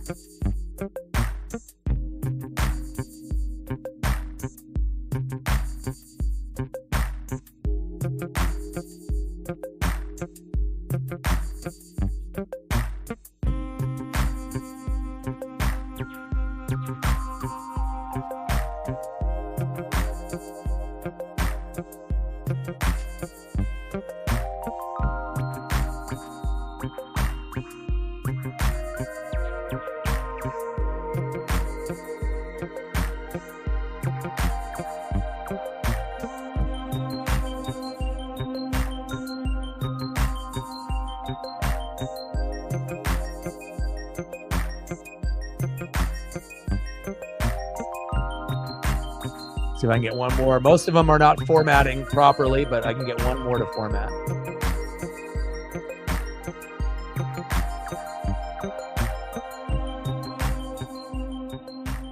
Congratulations on your sweep. 105-102. Boston is going to the NBA Finals against the Dallas Mavericks in a few days. Well, I love you guys, and I appreciate you guys very, very much. Yeah, my dad actually met him. He went to the Oregon Country Fair and whatnot, and we ended up throwing up a couple bills up here. But, obviously, here, I'll throw up those up here for you. But rest in peace, 71. Cancer is horrible. As a legend, Bill Walton, rest in peace, my guy. And again, hopefully you can come through a little bit earlier. And then I got some walking and exercising to do. But again, without this individual, the Blazers have no championship. And he was lucky enough to play at UCLA and then go to Portland, go to Boston, and win a championship with the Celtics as well. I got a photo of that too here that I'll sprinkle in for Judah, since obviously he is a Celtic fan.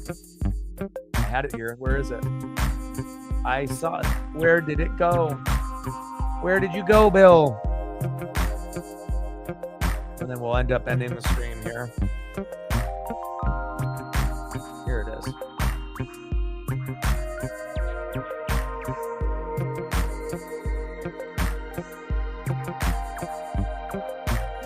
One championship with Portland, one championship with the Celtics, coming off the bench as a six-man.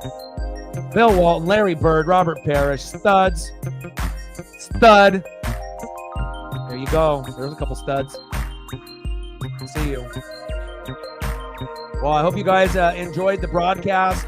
I love you guys, and I appreciate you guys very, very much. Shout out to Megan and Reflect and Matt and Judah and everyone else. I love you and appreciate you. I'll be live tomorrow, same time, same place, 6:30 Pacific. Final score, Mariners 3, Astros 2. And I got one question for you. Who you know talks sports like us? Your boy Ryan, Northwest Sports Fanatics, and I'm out. Okay.